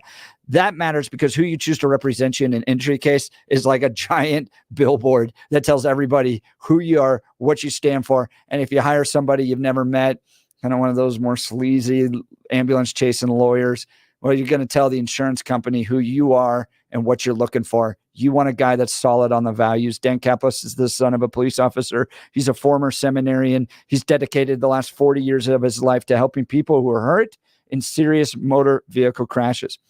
But more than that, Dan is a real winner. Dan is believed to be the only lawyer in Colorado history to win 5 straight multi-million-dollar verdicts in Colorado crash cases. Dan is also believed to have won the largest truck crash verdict in Colorado history. Dan Caplis Law is the official law firm partner of the Denver Nuggets and the Colorado Avalanche. Dan Caplis Law, a serious firm for serious cases, but he's not just reserved for the rich and wealthy. Dan accepts righteous injury cases on a percentage fee basis. That means he can represent good people from all walks of life without regard to ability to pay. If you need Dan's help, give him a call, 303-770-5551. That's 303-770-5551, or hit dancaplisLaw.com. That's Dan, CAPLIS Law.com. We'll continue with your calls and texts. You're listening to The Jeff and Bill Show. Denver's talk leader, News Talk 710 KNUS. Isn't Mrs. Jeff so cool? At this hour, I'm Christina Owayo in Dallas, and here are your top stories. An attorney for Karen Reed argued in front of the state's highest court that several charges related to the death of her Boston police officer boyfriend should be dropped. Reed is accused of ramming into John O'Keefe with her SUV and leaving him to die in a snowstorm in January of 2022. A judge declared a mistrial in June after finding that jurors couldn't reach an agreement. However, a retrial on the same charges is set for next year. The defense is making the same arguments they made in briefs to the Massachusetts Supreme Judicial Court that trying Reed again on charges of second-degree murder and leaving the scene would be unconstitutional double jeopardy. Pro-abortion measures see mixed results on Election Day. Bob Agnew has the details. Pro-abortion forces lost Tuesday on a Florida ballot measure, but prevailed in 2 other states. By rejecting adding abortion rights to their state constitution, Florida voters kept a ban on abortion after the first 6 weeks of pregnancy. It's the first time pro-abortion forces have lost in a statewide ballot question since the U.S. Supreme Court overturned Roe v. Wade. It was a victory for Republican Governor Ron DeSantis. Pro-abortion measures were adopted in Maryland and New York. Bob Agnew reporting. BMW reported a 61% drop in its third quarter profit, missing analyst expectations because of slumping sales in China and brake problems, sending its shares to their lowest level in more than 2.5 years. In Dallas, Christina Owayo, Salem News Channel. RockyMountainBargains.com, where you'll always pay half price. Why pay retail when you can get what you want at 50% off? Just go to RockyMountainBargains.com and save. Here's this week's featured item. A Keurig K-Supreme Plus Smart Serve coffee maker valued at $200. Get it now for half price. Get it now at RockyMountainBargains.com for 50% off. RockyMountainBargains.com, where you always pay half price. Restrictions apply. Go to RockyMountainBargains.com for complete details.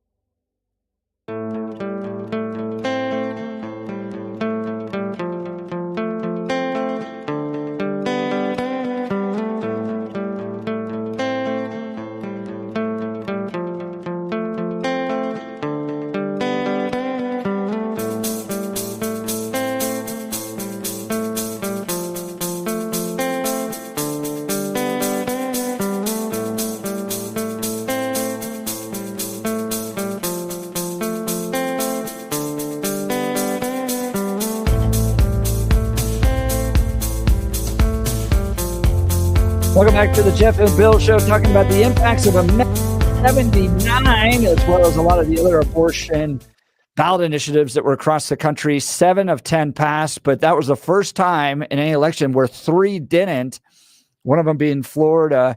And exit polls showing that it wasn't quite the top issue. Is this thing running its legs? Is it doing what the Supreme Court wanted it to do, which is, let the people make a decision? Okay, well, people in a lot of these states are saying they want abortion.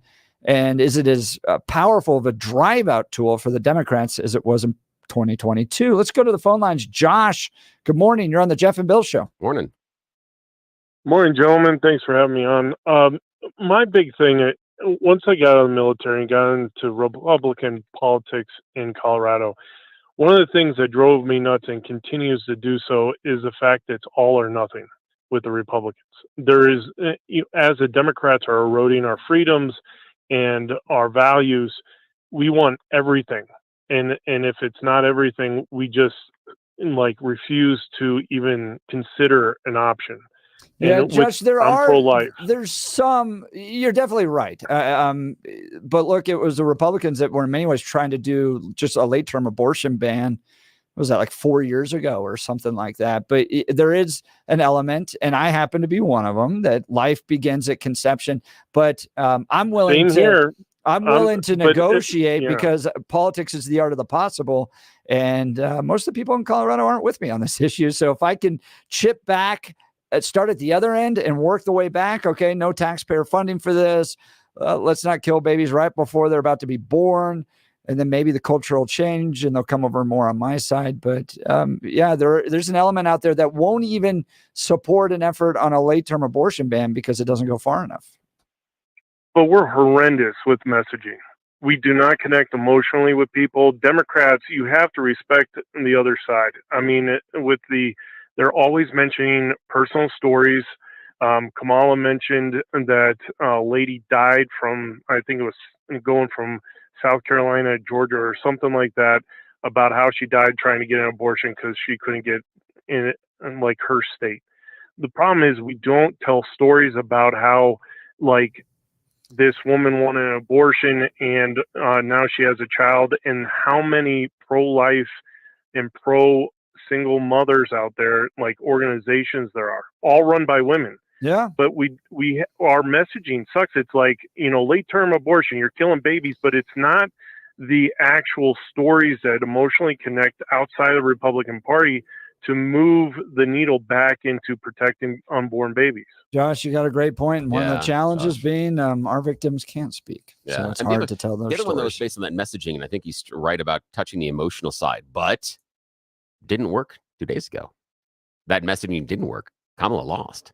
So all the good messaging, all the things that he's tied up in, ended up losing. And the one that surprised me the most, as your lovely and talented wife pointed out, the loss in Florida. That surprised me because of it being a 6-week ban.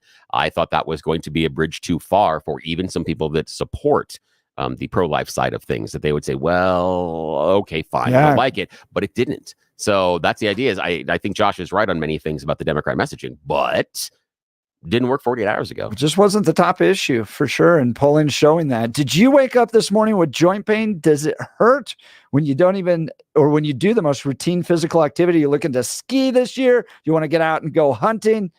Well, you got to stop what you're doing and listen. You deserve a life of comfort and ease with no surgery and no meds. At QC Kinetics, they can get you there. QC Kinetics is the nation's leader in regenerative cellular treatments for joint pain. This is an all-natural approach that harnesses your body's healing properties to treat the root cause of your arthritic pain. Everybody's talking about this now. It's so cutting edge. The protocols developed by QC Kinetics are life-changing for so many people. Tens of thousands of satisfied patients with more every day. Yes, you can have real lasting relief from chronic joint pain without drugs, without surgery, and without downtime. Discover your options with advanced regenerative medicine at QC Kinetics. The consultation is absolutely free. 303-900-8986. That's 303-900-8986 with locations in Aurora, Superior, Highlands Ranch, and the Springs. We'll continue with your calls and texts. You're listening to The Jeff and Bill Show. Denver's talk leader, News Talk 710 KNUS. RockyMountainBargains.com, where you'll always pay half price. Why pay retail when you can get what you want at 50% off? Just go to RockyMountainBargains.com and save. Here's this week's featured item. A Keurig K Supreme Plus Smart Serve Coffee Maker valued at $200. Get it now for half price. Get it now at RockyMountainBargains.com for 50% off. RockyMountainBargains.com, where you always pay half price. Restrictions apply. Go to RockyMountainBargains.com for complete details. RockyMountainBargains.com.